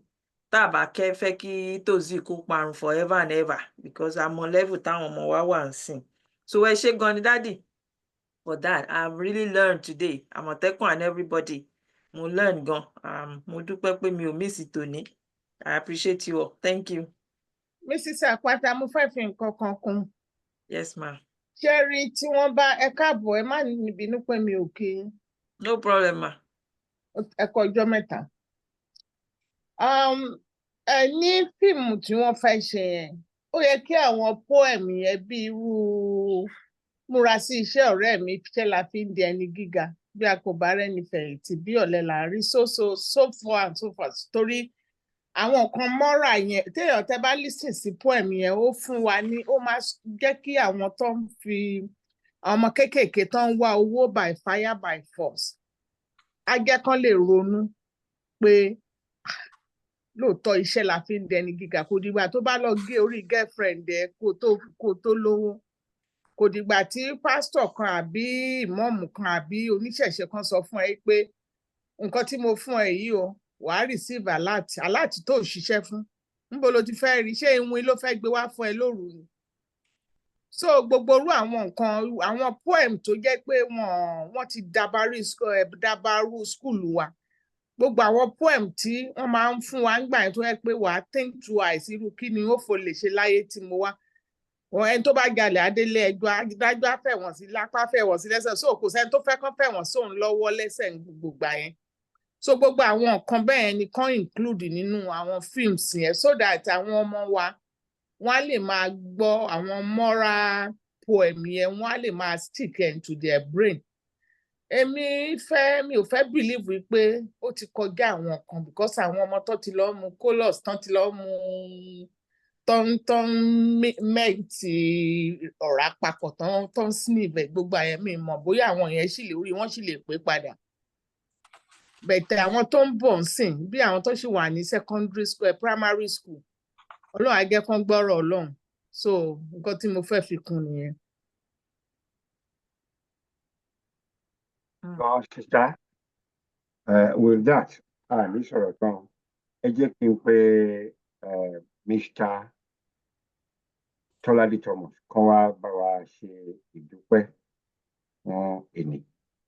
Yes, thank you, Mr. Tọ́ládé Thomas. Ẹ ṣé o, thank you very much. Níbo lẹ sá lọ mi ò rójú yín báyìí mo fẹ́ highlight yín ni mo fẹ́ spotlight yín. Ojú mi wà bí mi ò sá lọ, mo ń wo everyone. Okay. Mo ń wo okay. Well, we can see a very dark man. Sherry woman here, Mrs. Apata. Kí lẹ sọ? Mo ní Sherry woman here, Mrs. Apata. No. Well, at least one low India here, one low. Yeah. Anyway. Ẹ ṣé gan ni. Thank you very much. A dúpẹ́ lọ́wọ́ gbogbo àwọn panelists wa o. Mrs. Sandra Popola, the OBE, and Dr. Oyefule, Sam Olu Ademoye, Aka Motekun, and every other person tó tí mi ò rántí orúkọ wọn láti dúpẹ́ lọ́wọ́ wọn fún pé a pè wọ́n wá. Tá bá pè yín tẹ́ bá wá kò sí nǹkan tá lè ṣe bọ̀ ẹ̀yin fẹ́ tẹ́ ní sí wa lẹ ṣe wá. A dúpẹ́ lọ́wọ́ yín o. A máa rí yín bá o. Ẹ ṣé o. Eléyìí ò ní jáṣe mọ́ wa o. A dúpẹ́ wa. Tó bá dọ̀tẹ̀ tó ń bọ̀ lágbára Ọlọ́run gbogbo yín la máa rí àti sísá Yẹ́misí tó ń bú mi o. Ẹ ṣé gan. Thank you very much. And ilé làkùn tí ń jẹ́ kó dé di o. So ire o. Ó dàbọ̀. Kẹ́nu lé lẹ́yìn wà. Kí lẹ rí? Wọ́n ní inú lé lẹ́yìn wà. Mi ò gbọ́ yín. Wọ́n ní inú lé lẹ́yìn wà. Bẹ́ẹ̀ ni. Ìyẹn wà okay.